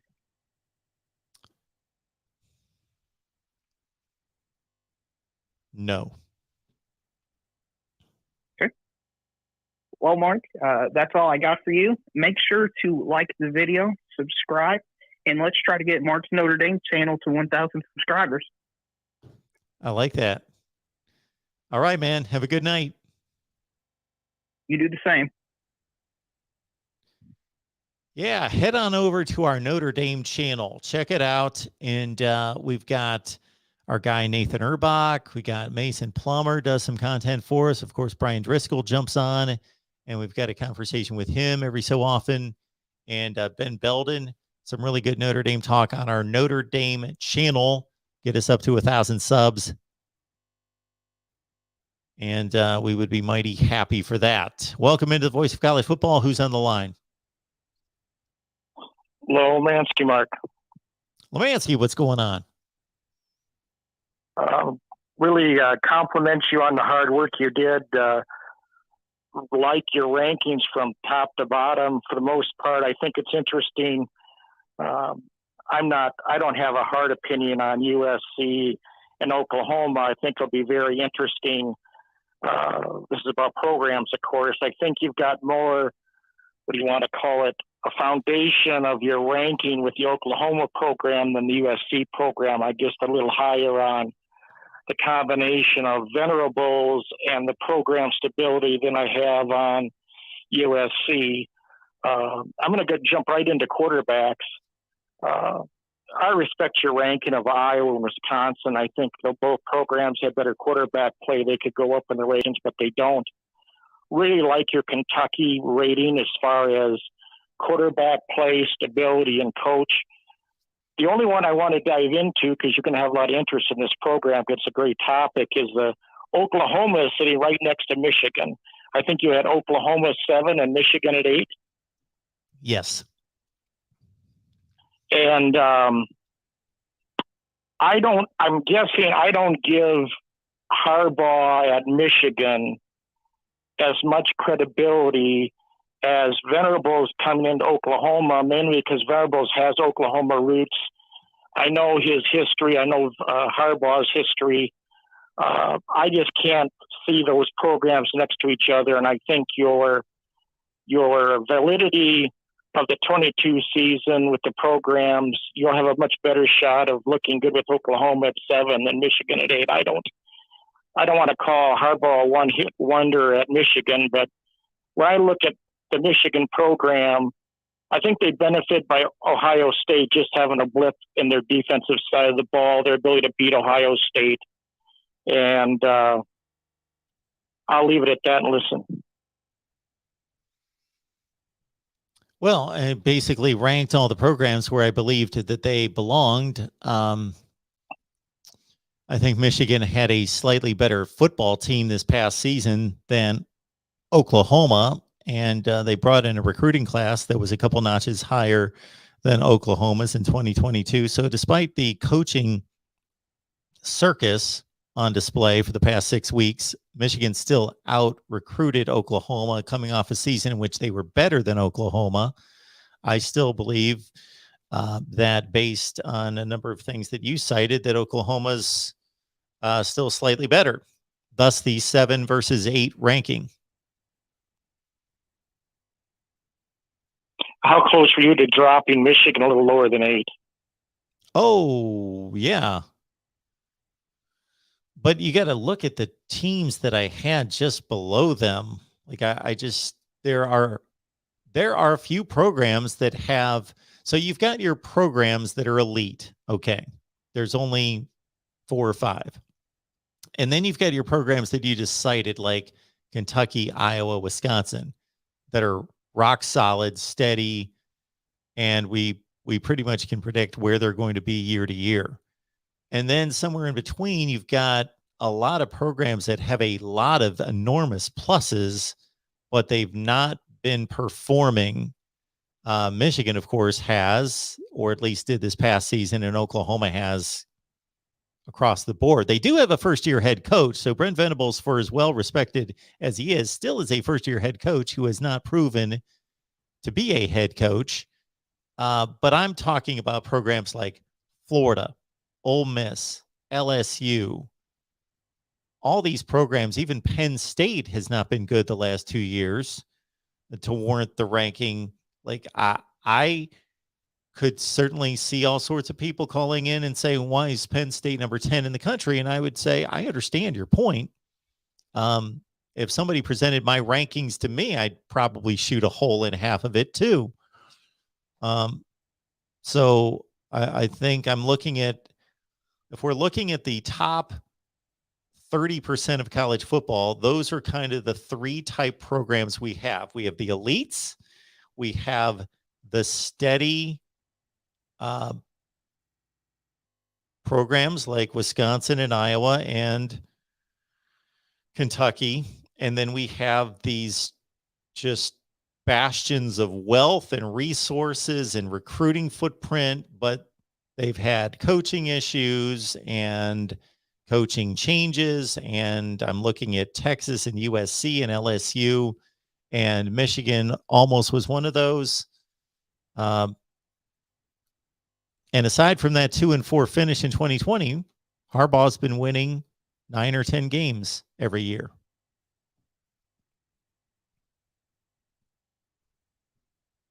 Who do you have? Could you repeat your number 11, number 10, and number 9 team? So at I've got, after Michigan at 8, Oregon 9, Penn State 10, Wisconsin 11, Kentucky 12. I could move some teams around between 8 and 12, and I just can't give program stability at Michigan, given the lift that I think you may have or may not have given for 1 year with the status of the program 12 months ago versus now. I can move those teams, or I can put Michigan right with the Kentucky, even below or above them. That's the only one that I have any strong feelings of your rankings. And I'm an Iowa graduate, so I think you got Iowa right. And I know the Big Ten better than any other conference, but I understand. That's where you like to debate. I understand your knock on Michigan, but Kentucky, I would guess that if this list went to thousands of people, which hopefully it eventually will, that most people would think I have Kentucky overranked. Kentucky was just 4-6. They are 5-6 with a bowl win just a year ago. Let's go 9, 10, 11, because I'll give into your point there. Let's go 9, 10, 11. Yeah, Oregon, Penn State, Wisconsin. Do I have a leg to stand on in any of those three, or you want to stand pat on your argument versus mine? Oregon just got obliterated by Utah twice, and they play in a much worse conference, so they therefore play a much easier schedule than Michigan. And they've changed head coaches. So while the Michigan situation seems unstable to a certain extent, they have the same head coach. Oregon's got a new head coach who, again, hasn't proven anything. I think he's a good hire. I'm not going to rank Oregon above Michigan when the wins that they're achieving are against worse competition, and they're coming off a 10-4 season. Michigan's coming off 12-2, and Oregon's changing its coaches. And Penn State's certainly going 11-11 the last 2 years. I'm not going to rank them ahead of Michigan.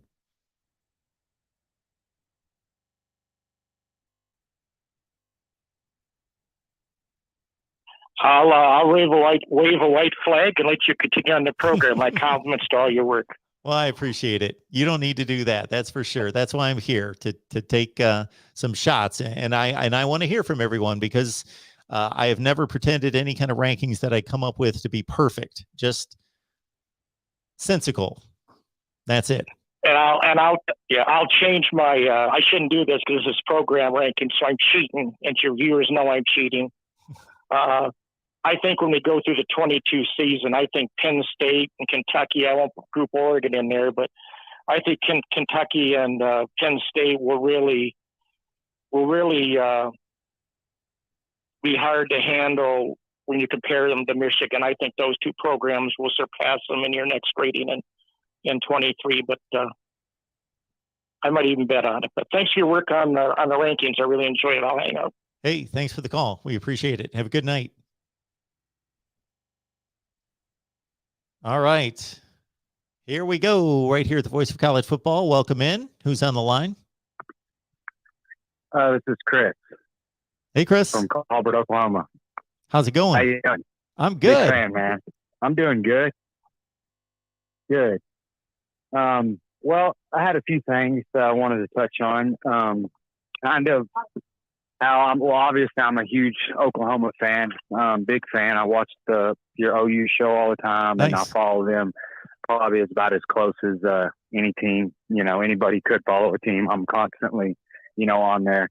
But my one kind of couple gripes is I know kind of your parameters on how you were ranking the teams, but how Notre Dame and Texas A&M were ranked above us.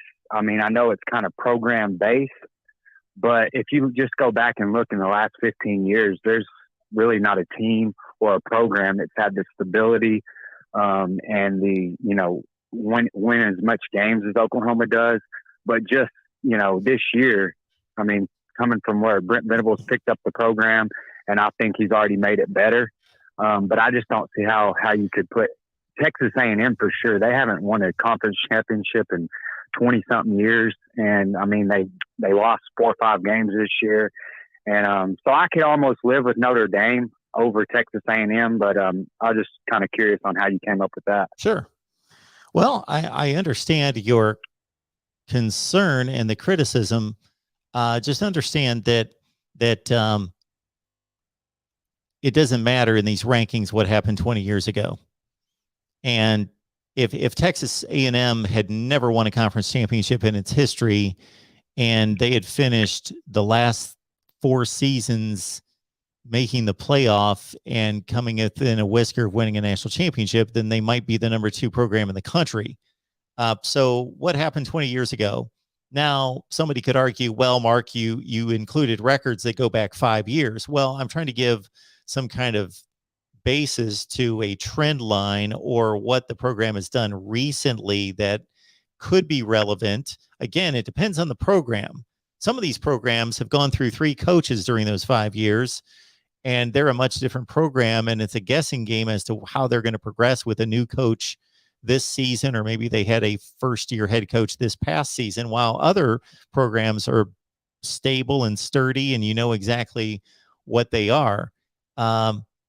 So Texas A&M is significantly, I'm trying to take all this into consideration, all these factors into consideration. Okay. What is most important in this is what happened on the field this past year, and how does that project to next season and let's say the next season. So Oklahoma was probably a better football team than Texas A&M this past season. Probably not by much. Yeah. But they had a better record, but they play in a easier conference. But Texas A&M is crushing it on the recruiting path. They have a proven head coach. I have little doubt that Brent Venables is going to be a tremendous head coach, but he's not one right now. So they took a bit of a slight on that. And also understand that there's not necessarily the same separation between all these slots. There could be a drop off between 15 and 16, but 21 through 32 could be razor thin. Okay. Yeah, I completely understand. And that was my only thing. And, like I said, I'm a diehard OU fan, and, but at the same time, I'm very practical in the way I look at my team. And And my only thing with A&M is that I just think they still have a lot to prove. He has recruited. Jimbo's done a heck of a job out there recruiting, however he did it, whatever it may be. But all in all, I think that program still has a lot to, and I heard you say it earlier, they still have, to get their butt in gear because this year right here, if they can't make a jump, with all the way they recruited and, all the talk coming out of there, and I just, in my opinion, I think over the next few years, Oklahoma will be a better program and is a better program. Yeah, well, that has been the case over the past, like you say, the past 15 years. And it's going to be even easier to measure here as soon as Oklahoma and Texas join the SEC, start playing. Absolutely. I'm ready for that. Well, all right, Mark. Well, I sure appreciate you. Like I said, I'm a huge fan. I watch yours and Jason Ray show every Wednesday, and nice. I'm rooting for you, man. Have a good one. Thank you. I appreciate it. Have a good night. You too. All right. Falconer X, appreciate you being here. Thank you so much for the super sticker. Can always count on Falconer X with the super sticker. I don't even know where you find those things. There's the super chats available for everyone, but the super sticker, Falconer X always pulls through with one of those and says here, I just heard Notre Dame may hire Al Golden as defensive coordinator. Could this be true? I hope they take him. I can't imagine. Can't imagine. That is under consideration by Marcus Freeman. Could be. And then we got Falconer X says, as a Miami guy, tell these schools the head coach position is not an on-the-job training position. Yes, Miami's tried that in the past. It does not work. Leave those guys to coach at Temple. And I believe we've got another super chat coming in here. Let me try to find it. Possibly. I will search for it as we take our next call. Who's next up here at the Voice of College Football? We thank you for calling. Hello? Hi, it's Eric. Hey, Eric. I wanted to ask you about something that I just saw recently. It's like relegation, I think is what it is called. Basically, if each the Power Five and the Group of Five each coupled up, the Pac-12 with the Mountain West, for example. Yeah. And the team, like if the Pac-12 team, the Power 5 team that at the bottom that finished last would go to the Mountain West and vice versa. So, and they were talking about how like it could make, of end of the season Vandy game really important. I don't know if it would be like for a couple of years you get relegated to the other conference or if it's changing year by year, but have you heard of that and what do you think? Well, this is the soccer model, correct? Yeah. So you were talking to someone who knows less about soccer than anyone on the planet. I just know they kick a ball up and down a field. That's all I know about soccer. But I know that this has been proposed for college football. It's fun to think about and interesting to talk about, but the reason it's never going to happen is you're going to have all the schools agree to this. And they don't want to put themselves in jeopardy of losing their status. So if you had an organization that was in charge of all of this, like the NFL or Major League Baseball, then they could implement this. But you have to have the schools agree to do this. And the schools that are playing in Power 5 conferences would never subject themselves to that. Plus, it would tear the fabric of rivalries apart.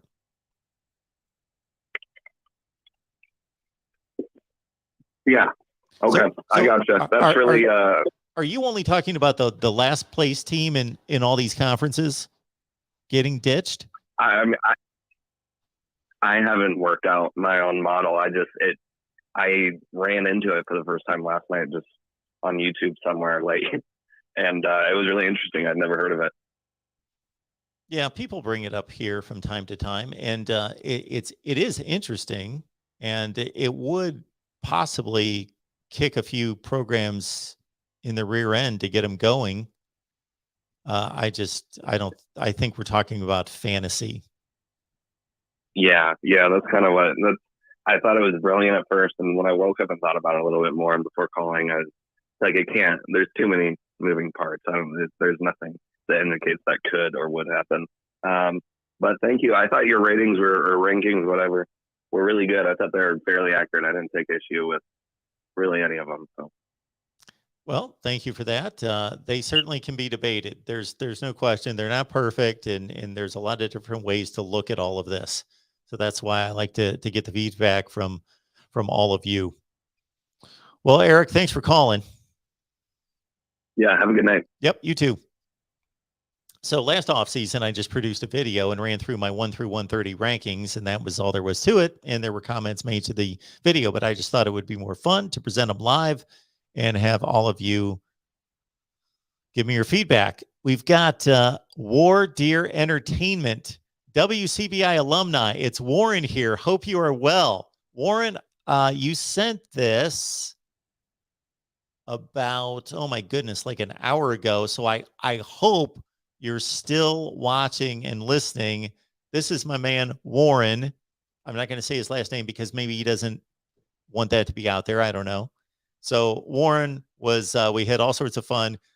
This guy, I hope he's watching right now. I think we're still Facebook friends. If we're not, something got screwed up. I got shut down on Facebook about a year and a half ago, so I lost a ton of friends, and then I couldn't remember who I was friends with and all of that business. But yeah, Warren and I worked together down in Mississippi many, many years ago. And Warren is, I still remember, Warren, you are one of the funniest guys on the planet. One of the funniest guys on the planet. So thanks for stopping by. It was great to hear from you. And I'll look you up on Facebook. That is funny.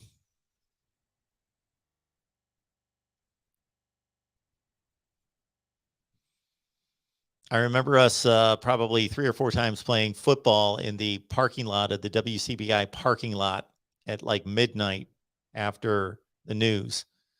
And yeah, who knows what else. All right. Anything else? Let me take a call, and then we'll check out some other super chat comments. Welcome into the Voice of College Football. Who's on the line? Hey, Mark, it's George. Hey, George. What's going on? You know what? Yeah. You know, some people do puzzles to maintain their brain elasticity. Yeah. Or read dictionaries or encyclopedias, just something to keep their brain going, right? Yeah. Yeah. You're never going to have a problem with that if you keep doing this. How do you do this? I don't even understand how you do it. Yeah, I'll be like 92 years old, and I'll be ranking college football teams from like 1984 and going through all sorts of quarterback ratings. And it'll be 2060, and you'll be going, I remember in 84, Miami versus Nebraska or something like that. 83. Yeah. They'll be like 83. That is going to be me. Anyway, nobody's going to be watching me, but I'll be on here rambling. I just watched the whole show. I think it's fair. Florida's at 21, but I got Florida's schedule in my head, and I can't remember every number. This only take 1 second. Utah, what number were they? 10, 11. Utah 12? is 15. Let me double check. I think they're 15. Yes, 15. So if we win that game, we just beat a top 15 team, right? The next game's Kentucky. What were they? 10? 12. Yeah. Look at that. 12? Yep. And then it's USF. And I would make a joke about them, but we just got our ass kicked by UCF, so I'll just hold my breath on that one. And then we got Tennessee. What were they? Tennessee is checking in at 29. And then, thank God, our one easy game all year, we got Eastern Washington, because Jim McElwain used to coach there, and he did them a favor by they're going to fly from Washington to Florida to play us in the swamp. God bless those young men. And we better not take them for granted either. And then there's Missouri. What were they? We've got Missouri at 44. Damn. Tennessee 29, Missouri 44. They that bad? They're not bad. I don't They know went about 6 and that. 7. You know Tennessee I'm Tennessee beat Missouri by 4 touchdowns. These rankings you just gave, are you projecting for next year based on past performance, or what is this? Well, there's somewhat of a projection there, but this is where the program stands right this second. Where the I'm just football saying, this program is how a stands. football. Yes. This is how a football schedule should look. Utah, Kentucky, USF, Tennessee, Eastern Washington, Missouri. Next, we have LSU. What do you have them at? LSU is at 13. And then we have Georgia. What do you got them at? Number 2. Number 2. Then we have Texas A&M. Where are they? 5. Ooh, you guys have 5. Texas And then we have A&M this South year. Carolina. Ooh, And then we have South Carolina. They're, what are they, 50 or something? 43. 43. But they got that stud quarterback, Mhm. Spencer Rattler. Yeah. All these games are interesting.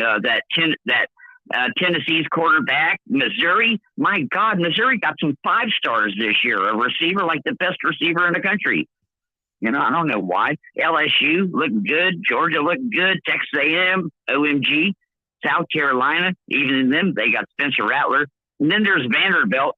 And Florida knows better than to take Vanderbilt for granted. We've had close games with them repeatedly. The worst team in the league. Let's make sure we account for Vandy's ranking. They are 105. Thank you. Okay, we got to throw them in there. And then an honorable finish with Florida State. Florida State at 46. See? What a schedule. Wow, that's a rough stretch. LSU, Georgia, Texas A&M, South Carolina. Oh, and Missouri first. Missouri, LSU, Georgia, Texas A&M, South Carolina. Wow. Utah, Kentucky, USF, Tennessee. That's a good schedule. This is why people love football. I'm hyperventilating. I'm ready. It's a tough schedule. Yeah. I hate it when I look at Alabama's schedule sometime and they just don't play nobody. I'm like, how's that even possible in the SEC that they can arrange their schedule? And it's like nobody, you know, like, how's that possible? Do you know who Alabama plays in the East? Well, they always play Tennessee. Do you know who their other team that they play in the East this year? Just guess. Just based on what you just said. I'm going to guess Vanderbilt or South Carolina. Playing Vandy. That's what I'm talking about. Who does this? How many years in advance do they do it? Well, that game's rotated. They rotate. Who did Alabama play this past year? They played. Shoot, who did they play? Somebody, sorry. They played Tennessee and I think Missouri. Something like that. Why don't they let them play Georgia? You know how much money that game would be worth? No, they played you guys. That's right. They played Florida. Oh, okay. Yeah, we were we were respectable. Do you think Dan Mullen will ever get another head coaching job after that freak show he did at Florida? He could have done what he did and not acted weird. It would all be okay. It's his weird act, the way he acts about it, you know? Yeah, he could have survived a bad season. He could have survived one bad season after he went 10-3, 11-2. Then he went to an SEC championship game. Yeah, he could have survived one 6-6 season. Just don't act like a buffoon. Don't cause a big circus. Don't say stupid things. Yeah. Yeah. Don't try to start fights with Derek Mason. Yeah. Don't try to start riots in the middle of the field. By the way, I was watching golf yesterday, the waste management thing in Arizona. Did you see that hole-in-one that guy made? I did not. I watched no golf. All right, you got to check this out. I've never seen nothing like it. It was like a South Carolina football game. The guy made a hole-in-one, and at least 300 or 400 people threw their beer cans onto the putting green, shook them up, and threw them out on the putting green. I'm like, what am I watching? And all the commentators were going, I've been here a long time, but I've never seen this shit before. Isn't that hilarious? Y'all should go Google that shit. I'll give it a look. Who does that? Who shakes their beer can and throws it onto the green celebrating a hole-in-one? Yeah, maybe golf is And once they loosening start- up a little bit. Maybe it's I remember we were playing, I think it was South Carolina, and they were pelting us with water bottles. I'm like, is that legal? Is that a felony? Like, can you throw a bottle full of water at somebody and hit them in the head? see, I'm all with American so- Football Network here. If Dan Mullen would have gotten a piece of Derek Mason, he would have not wanted anything to do with that. Yeah, I listened to that shit for 6 months after it happened. Everybody was going, are you crazy? I mean, one of them looks like he might be in shape, and the other one looks like the Pillsbury Doughboy, you know? Hey, in the Super Bowl, our player ran out on the field. I told you this last night, in his shorts and underwear or whatever. He was off duty, injured reserve, and got the team a penalty celebrating an interception. Do you know who that was? Vernon Hargreaves III, good defensive back. Former Gator. I'm just thinking it's all entertainment at this point, and having The Rock introduce the game like it's WWF. We just get ready to rumble, you know, with that one eyebrow thing. Can you do the eyebrow thing? Like that? I can do it. Never mind. You see? Like the Rock. Oh, I'm not watching. I had to look. I just looked at That's the it right screen. there. Can you do is. it? I got it.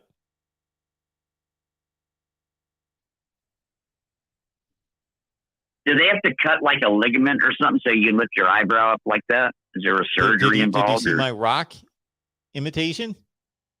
Did you see my eyebrow? No, I'm watching on my tablet, but I didn't see it. I don't 10 know if I'm seconds 30 behind. seconds ahead of you or behind. I'll go back and find it. You're definitely not ahead. There's a real delay here between me on the phone and what I'm seeing on the screen. Some guy mentioned that in the chat because he was on hold too. He was talking about how it doesn't sync, you know, but I don't care about that. I read the chat while I'm talking to you more than I watch you. The real MVP Nothing personal. thinks that you are the greatest caller of all time. Who said that? The real MVP. Hey, the real MVP 24. He's been here forever, man. Good guy. I like that other guy too that does super chat sometimes. Says if I call in, he'll do $100 super chat. Who does that? I kind of like him too. It helps the cause. God bless rich people. Thank God for rich people. Otherwise, who would we work for? Actually, you're doing it for yourself. You need a benefactor. Hey, call Catholic Charities. They have all the money in the world. Catholic Charities. Don't do that. Never mind. Bad idea. But they do. The obvious contributor to a college football show. My brother's married to a girl. Her sister works for Catholic Charities, and all she does is write grants for a living. You need to talk to her and get a grant. You don't have to pay these back. My brother said she just got someone $1 million the other day. They said they need $1 million. She said, I can't get you $1 million, but I can get you $20,000-$50,000 grants. And they said, okay. And she got them 20 grants for $50,000 each, you know? George, what you just suggested is maybe the best suggestion you've ever had, because that should involve next to no work. I can Google it. How do I get a grant? And hey, if I can get a grant, why not? Mark, you remember when we used to have things called... Yes. When we used to have books and people read books, I went to Barnes & Noble once. And I went in there every day and I read this book about getting grants. It took me like a week. You know, I'd get a Starbucks and read the book. It really gets in there, you know. I mean, there's so much shit to know. That's why the people that write grants that already know the shit are valuable when you got to pay them, you know, because they already know. They know who will give you money for this, who will give you money for that. If you start out from scratch, that'd be a bear. You know what I mean? There's so much to know. And, you know, there's laws in America about giving people money. There's laws in every country on this earth about giving people money. You can't go and just give someone money. Otherwise, that would upset the whole apple cart, you know? Like in Thailand or some of those poor countries where they have all these aid agencies, you can't give someone $1. If you gave them $1, they would be able to buy their way out of slavery from their local lord, you know, that runs the village and shit like that. They get them into debt for like 12 cents when they're 8 years old, and they never can get their way out of it because $1 would upset the whole apple cart. And literally, if something like that is like $20 would upset everything. Everyone could buy their freedom, you know? So we've got people tuning into the college football 1 through 130 rankings, and we are listening to this as I was just joking around. That guy in the chat just asked me what part of Portland I live in. I live in Southeast Portland. It's right on the edge of what they call felony flats. Hey, I'm getting more comments to keep you on the air and on the phone than not. So, hey, Eric as is long speechless. as long as they don't click off, I'll stay. As long as they don't all hang up on us. Falconer X is saying, I just gave $2.12. Did I break the law? And Erica says, I'm speechless here. MS says, George the GOAT. Trucking with Mother. This is great. Let him keep talking. Exploring with Ben. George can stay on the phone as long as he wants. Hey, listen, life was so much more fun when we all read books and researched shit on our own. Now all we do is look at our news feed. This is fucked up. I know all kinds of shit because I read books that there's no one to discuss it with no more. Everybody wants to tell me what's on their freaking news feed or what just popped up on their Black Mirror screening. What do they call them? Scrying mirrors. That's what, you know how it went mirror, mirror on the wall. Who's the fairest of them all? That's what these phones are. Ask your phone, say, am I beautiful? It'll go, of course you are. You're wonderful. I love you. Tim says you're voice of college football royalty. Well, that's like someone calling you sir and you say, don't call me sir. You know? But thanks anyway. I know it was good intentions. MS says, you need to get this guy a channel. I need to get him a channel. He can get his own channel. My app. What do I have to do with it? Hey, listen, I'll do a, what do you call that? I did it with Pete once, live stream. I'll do that with you once a month. Do that. It's funny shit, man. Falcon and I'll try to finance it. I'll try not to do it on a side channel. I don't want to get your regular channel in trouble. You'll have to direct us to Mark Rogers 2 or something, you know? Mark Rogers 2. Well, yes. Yeah. So when it shuts down, it won't hurt this channel. Yes, that's another reason why we've got 25 of these. The people that are saying they want to see me, I did a Saturday StreamYard with Pete. If you go to his videos and you scroll back a couple months, there's only one video StreamYard on Saturday. Okay. It was freaking hilarious. It took me hours to figure out how to do that. I don't even know if I could do it again, but I think I could. You click on that link the guy provides you, and then you follow the instructions, you know? God, it took me forever to do that. You and Pigs again? Yeah. Nice. Oh, my God, Mark. You'll be just rolling on the floor laughing.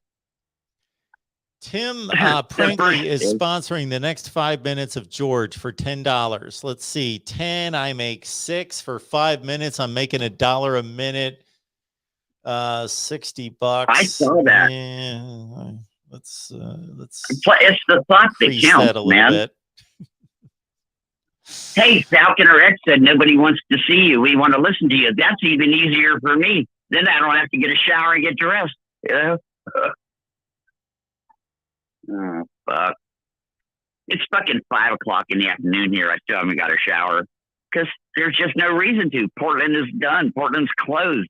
There's nowhere to go. If I don't need to go to the grocery store, I mean, I'm just like, I had to turn my lights on in the house at like 3 in the afternoon because it's so dark outside because the sky's so cloudy. We just had a heat wave for 3 days. It was 67 degrees for 3 days, broke every record in Portland. It should have been like 38 or something normally. And now it's so dark out the next day, I can't even, I have to have my lights on in my house in the middle of the afternoon. I've had my lights on for 2 hours. It's 5 now. The real Because MVP it's just dark here. out. Well, the more daylight is coming, but the real MVP Hey. here, the real MVP's got a great idea. We've got a Florida channel, George. I can turn this Florida channel over to you. The Florida channel. You head on over. I don't want to sacrifice the Florida. What are you going to get me in trouble? How about Mark? Well, How about Mark that was a Rogers stupid on question. I know. No, I'm not going to get you in trouble, but because I'm very careful. Sometimes they say something, you start to comment on my comment, and I cut you off on purpose. I'm like, no, Mark, don't answer. Just let it go. Just let me say it and let it be sort of half-assed funny. Don't comment back. Don't agree with me. You know what I'm saying? Because you're the guy with the public persona. Well, I've got a Florida channel. Yeah, it should be Mark. It should be Mark. It should be make the Mark Rogers non-football channel and give us something to do in the off season a few times in the off season. I have other things I would like to talk about, but got to keep this college football thing going. So we got our Florida channel. I could give you permissions to it. We give you manager permissions. You go on there and you can rant and ramble all you want.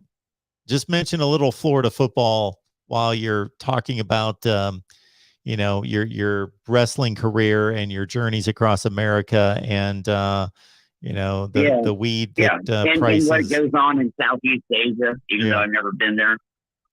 In all honesty, it's hard being a Florida fan right now. We're in flux. We like our coach, but we know it's going to take a year or 2 or 3 if we're lucky, if we just, we're okay. But Georgia, Texas A&M, Alabama, who have all these other teams, everybody, Tennessee, can't take them for granted. We're Florida. We can't take Tennessee for granted. Kentucky, my gosh. Here's your idea. Here's one that's football related from Exploring with Ben. He says that you should do game reactions right when the game's over. Bam. I'm not like Uncle Lou. I'm not going to go crazy on my own team if I lose, or those Miami channels. I'm not bad mouthing my own players or coaches. George, you entertain by just talking. Good, bad, indifferent, rambling, whatever you want to do. You start your channel and or maybe you get on my Florida channel. I'll give you a platform. You can ramble on about the Gators. Really? Yes. Do I got to be on camera to do that? So it seems as though you don't want to be on camera. We can throw up a graphic. You can just do audio. Listen, I'm not really adverse to it. It just takes a little more work, Work? Just a little bit more. It takes about as much work as you calling in here a couple times a week. I'm not really that computer savvy. I just somehow happen to know the little tiny bit I know, and I don't know anything outside that. I'll tell you exactly Some how guy it was works. teaching. So George, All right, some guy was teaching me one. With my 25 team channels, I've got about 12 to 15 channels where these guys do post game, like the Notre Dame channel, the Florida channel, whatever. And all they do is I give them my StreamYard login information, but they can't get in until I give them a passcode that StreamYard sends me. I send them a passcode. They can only get in temporarily. I do that with you. You go in there. I can tell you how to do it, and we can build our Florida channel. Something to think about, man. I'm starting to think about moving to Sarasota again. I'd love to do that with a palm tree behind me and the deep, dark blue skies and the beach. That'd be appropriate. Instead of my freaking, I can't believe it's dark outside at 5 in the afternoon. It's not supposed to get dark till like 8 o'clock at night. And it's not because it's winter time. The days are getting longer, not shorter. We're past the solstice.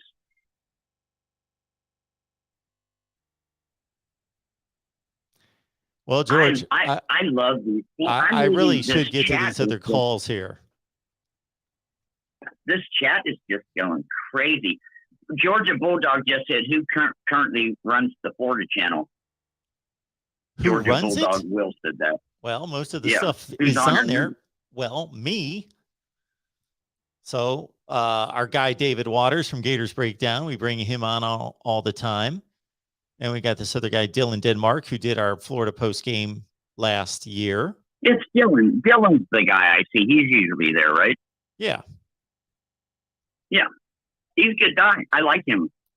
Yeah. Our Florida channel's not really humming. It's not really, tearing it up. Need some work. All right, George. I don't know how you do that.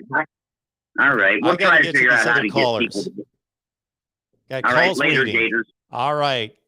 All right. Thanks, George. Thanks, Have a Mark. good night, Bye. man. Thanks. Oh, all right. Here we go into the next call right here, the voice of college football. Who's on the line? Hey, Mark, it's Tim from Southern California. How you doing? Tim, you going to call me about football? Sure. All right. Yeah, I Good. was calling because of the list. Absolutely. the We've list. got a football And call. I'm not That's going to good gripe. hear. No, that's fine. That's why I'm here. I just want. Well, I still want to sponsor. I'll do another 10 minutes if George can come back on later, but not today. Yeah. What do you need to know about But- the list? What do you like or what don't you like? No, overall, the list is good.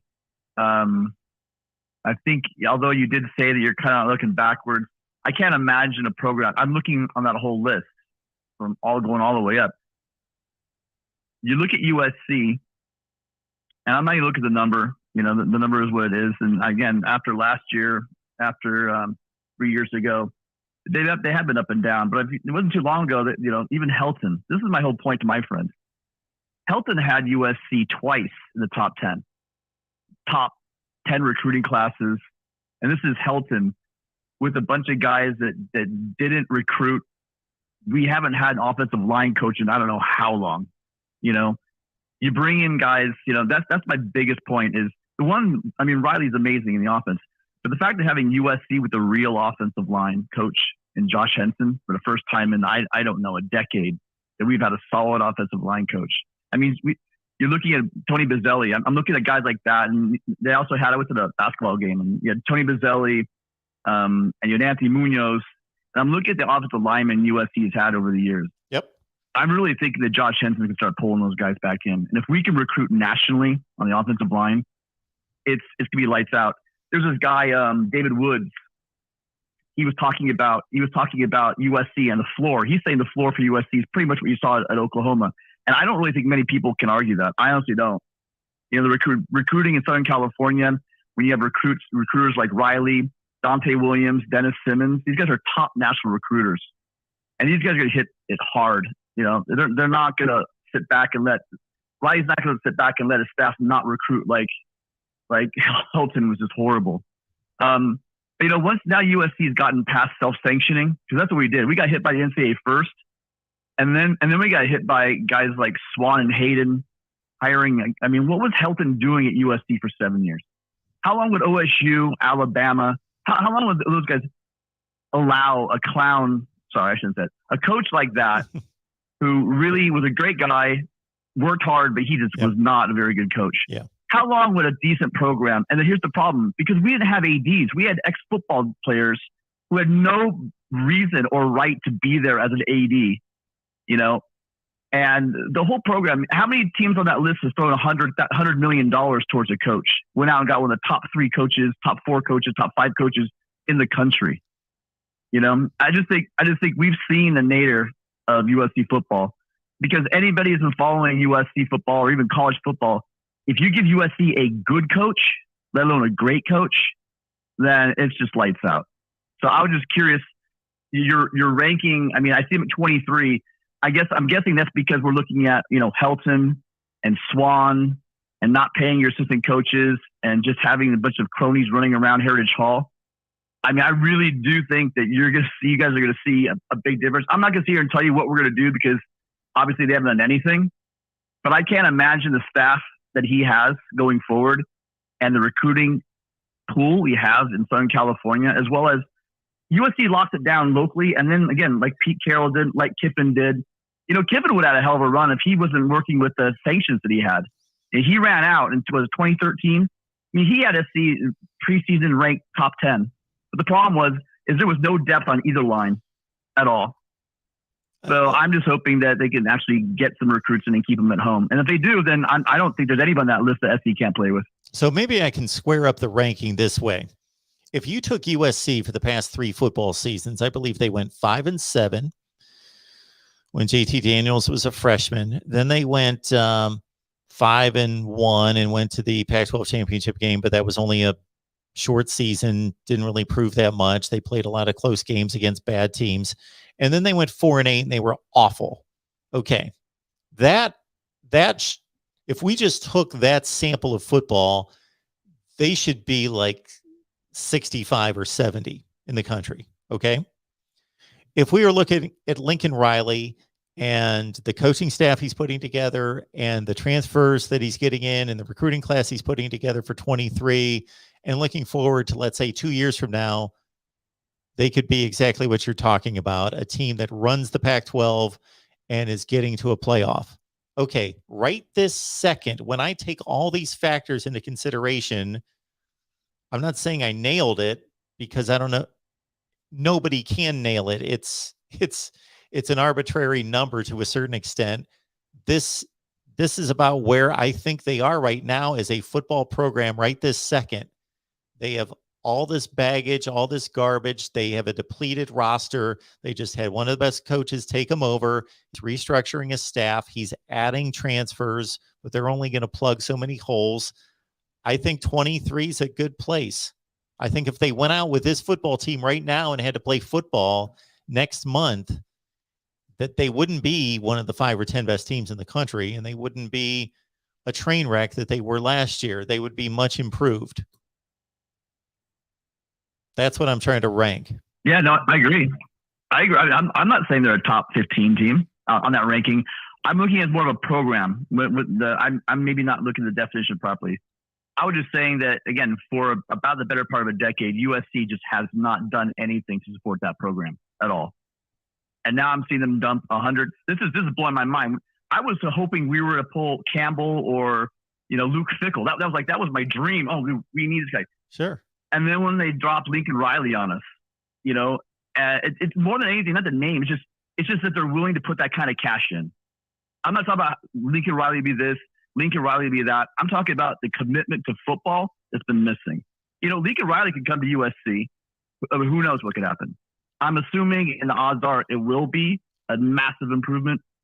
But what I am saying is the fact that USC football just spent over $100 million for a coach who's throwing money at Texas A&M's offensive line coach.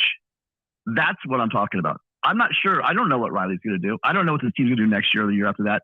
But what I do know is USC now has gone back to saying, I think we want to compete on the national stage in football. And that's where I'm saying as a program, USC turned a big corner. I'll ask it this way. So you're impressed with the money that was shelled out and the commitment given to Lincoln Riley, even though he may or may not meet expectations. It shows the commitment and the priority that football is at USC, that they determined we want to win and we want to get this right. We got to make a splash higher. Okay. 5 to 6 years from now, I know what could be exceeding expectations, and I certainly know what would not meet expectations. What would be a reasonable expectation of what USC football 5 to 6 years from now looks like? USC football is historically one of the top 5 programs, and not many people can argue that. And again, it wasn't, like I said, even with Helton 5 years ago, they were a top 10, back-to-back top 10 years. Yep.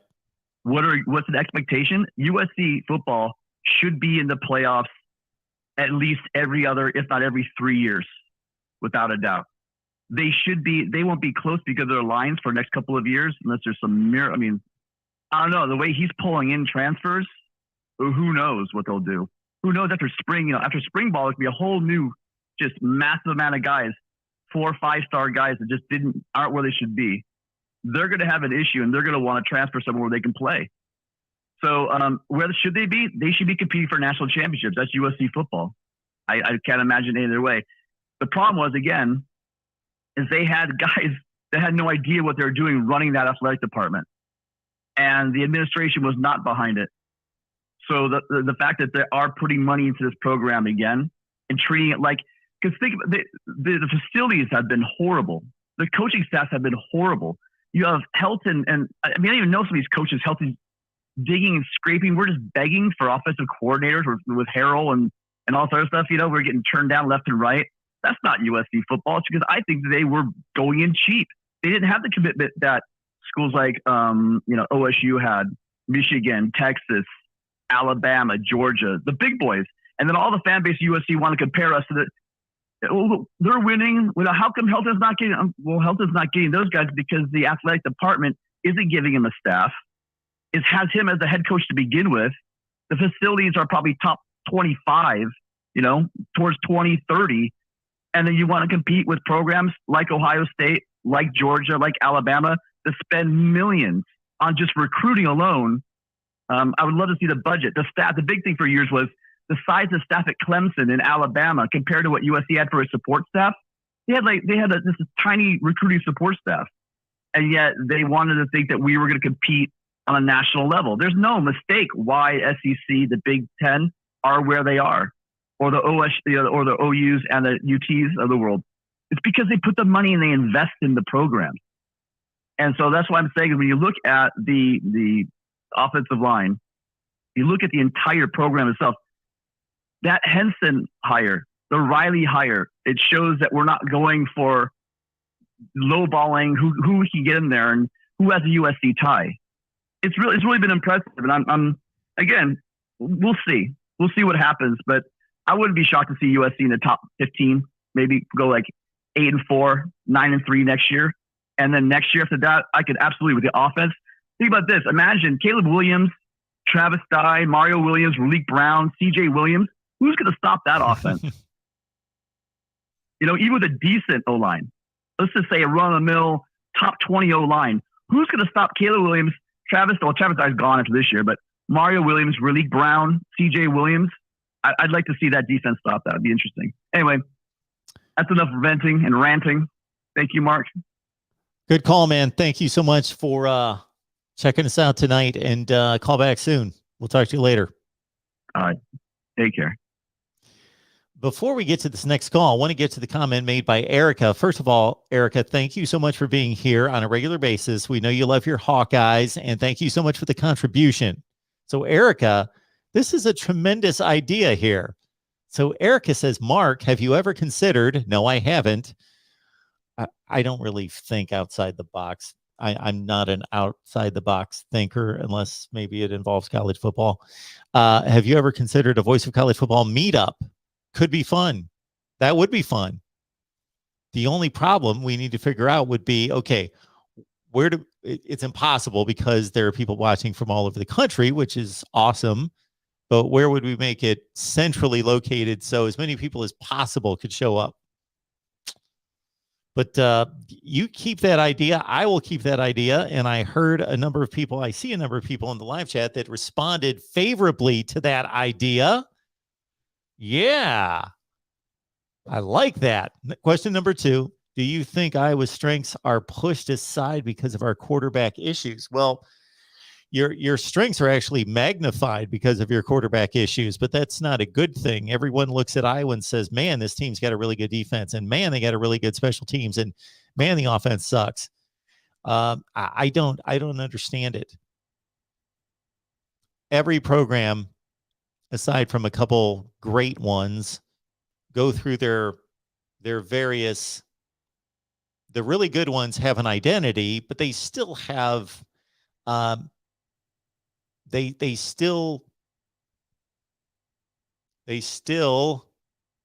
recruit and address their weaknesses. Wisconsin still produces really good defensive backs and wide receivers, even though they're not at the echelon consistently of the offensive line and the running backs in the front seven on defense.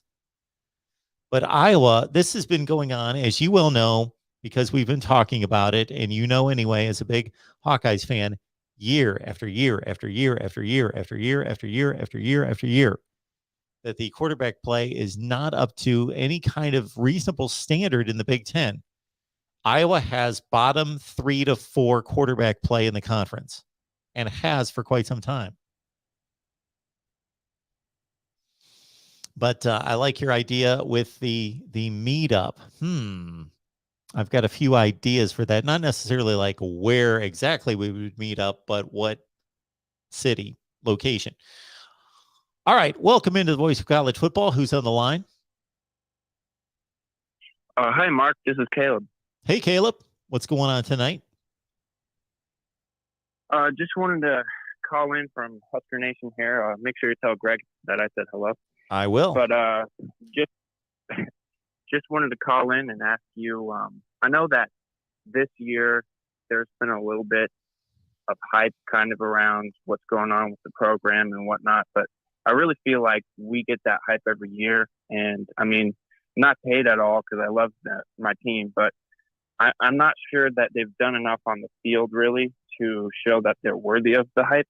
So I don't know where you kind of have them ranked in your 130. I was just kind of calling to ask about that a little bit. So I've got Nebraska ranked. Let me find it here. I believe they're at 67. Okay. Yeah. Because I was just wondering, I know that especially with the recruiting class this year, I know they wanted to say like, well, we're looking more for transfers, and they did pretty well there, I'd say. But I don't know if that's really going to carry the weight going forward, like the next, after they're developed, because this is kind of a win now roster that you're kind of seeing in NFL. I mean, I think that's what it's kind of looking like. Everyone's talking about college football free agency, especially with this NIL stuff. But yeah, I don't know. I was just wondering what also you'd think that they might look like record-wise this year. So just to explain my ranking of 67, if you just took Nebraska's win-loss record from last year and for the past 4 to 5 years, as you well know, they wouldn't be that high. I've got Power 5 programs with better records ranked lower than Nebraska. But I also look at the performance last season and see where they were very close to beating some really good teams. But then on the flip side, again, I go to the recruiting rankings and I see where the recruiting's been what should have placed them in the top 2 to 3 in the Big Ten West. But this next recruiting class that just came in 2022 is not really full with much talent. So looking at the schedule, fortunately for Nebraska, it lightens up considerably compared to what it's been. So I know that I'm going to have to look at it here. Again, I've looked at it enough. I should know it, but so. Yeah, not that I want to back away from a challenge, but happy not to see Ohio State on there this time around. Yeah, so you got to win the first game against Rutgers Northwestern. Here we go. Northwestern out of the gate. Of course, the game in Ireland, if it in fact gets pulled off, then North Dakota, then Georgia Southern. So you better be 3-0 out of the gate. And then can they beat Oklahoma at home? They could, especially considering they stayed close on the road last year, but most likely they lose that game and they're going to be 3-1. Then they've got Indiana at home. Then they've got Rutgers on the road. They should be 5-1. They should be. My money would be on them tripping up against either Northwestern, Indiana, or Rutgers and being 4-2. But they should be 5-1. Purdue 5-2, Illinois at home. Let's say 6-2, Minnesota 6-3, Michigan. I say they go 6-6. Yeah, I'm hoping for that. I wouldn't mind 8-10, but I'm not looking. I'm not looking that far ahead. I don't think that's going to happen. But just just had one more question for you, kind of about the Big Ten. I know that they mentioned, I don't know if it's this year or next year, what's going to happen, but they're moving away from the division model. And I was wondering, not just for Nebraska, but the rest of the West, if that potentially is going to help them, hurt them, or not do anything at all. What do you think about that? So they're talking about it. They haven't decided. I thought that I thought they voted on it and passed it. So I wasn't sure about that or not. I may be wrong. The last thing I heard was out of the Iowa athletic director, and that was, what, about 10 days ago? Has there been something else that's come out since then? So anyway. Yeah, it was about a week and a half. Okay. So. Well, if they go to non-divisions, I think that the way the power structure currently works, that hurts the West. So who would have made the Big Ten championship game this year? Ohio State and Michigan. Who would have made it in 2020? Ohio State and Indiana. Who would have made it in 2019? Ohio State and, I guess, Wisconsin would have been that second seed. 2018 would have been Ohio State and Michigan. 2017 would have been Ohio State and Wisconsin. So it would push the Western winner out probably roughly half the time. Yeah, I don't know. I feel like that's a double-edged sword because it makes the conference championship a little more entertaining, but at the same time, I think it disenfranchises, those teams who kind of were like, all right, all we got to do is win our division and get in. But I mean, is that really competition at the same time? So, but yeah, actually, I forgot one last question. It was about the quarterback situation at Nebraska. I know they brought two guys in, and I'm going to be honest with you. I didn't think we were going to get somebody like a Casey Thompson or Chubba Purdy, but I have to kind of feel like people are maybe not giving Logan Smothers as fair of a shot, because I know they're going to change the system up a little bit and some of the lingo that they go with, but I feel like he's got to have some advantage in that regard. Or am I just wrong when I think that? Well, Casey Thompson had a really good season, but it wasn't an All-American season, and he only played about 8 to 9 games. And so it's not a shut and closed quarterback situation for the starting job. So I would hope that Logan Smothers would get a shot. And Logan Smothers has done as much against a good team, Iowa, than Chubba Purdy's not really played against anyone. He's not played much football. Yeah, his high school highlights are more impressive because, there's more film there. So yeah. But just want to get your take. Thanks for your call. Absolutely. Okay. Thank you. Appreciate you calling. All right, folks. Thank you for everyone who called tonight. Thanks for checking out our 1 through 130 program rankings. If you missed them off the top, certainly the video is going to post, and so all you need to do is wait for that to happen, and you can check out that. We've got our Tuesday lineup at 5:30 Eastern, Iowa Live on the Hawkeyes channel, and of course Nebraska Live at 7 p.m. Eastern time on the Nebraska channel. And so that's your little programming schedule for Tuesday here at the Voice of College Football. Again, that's Iowa Live, 5:30 Eastern on the Iowa channel. Nebraska at 7. And if you want to help us grow the channels, please subscribe to any and all of the channels, including Notre Dame's the closest to 1,000. And that's at the point in which YouTube really starts to take you seriously, is when you get to 1,000 subs. So please subscribe to the Notre Dame channel. And we also have a West Virginia show that Joey, if Joey's still here, is very proud of. Our guy, Joey Foster, West Virginia show on Friday night right here at the Voice of College Football. Joey, we appreciate you being here. There he is. Joey says, a great show, Mark. Take care, everyone, and be sure to smash the like button. And again, just look at Joey's handle. Look at his profile picture.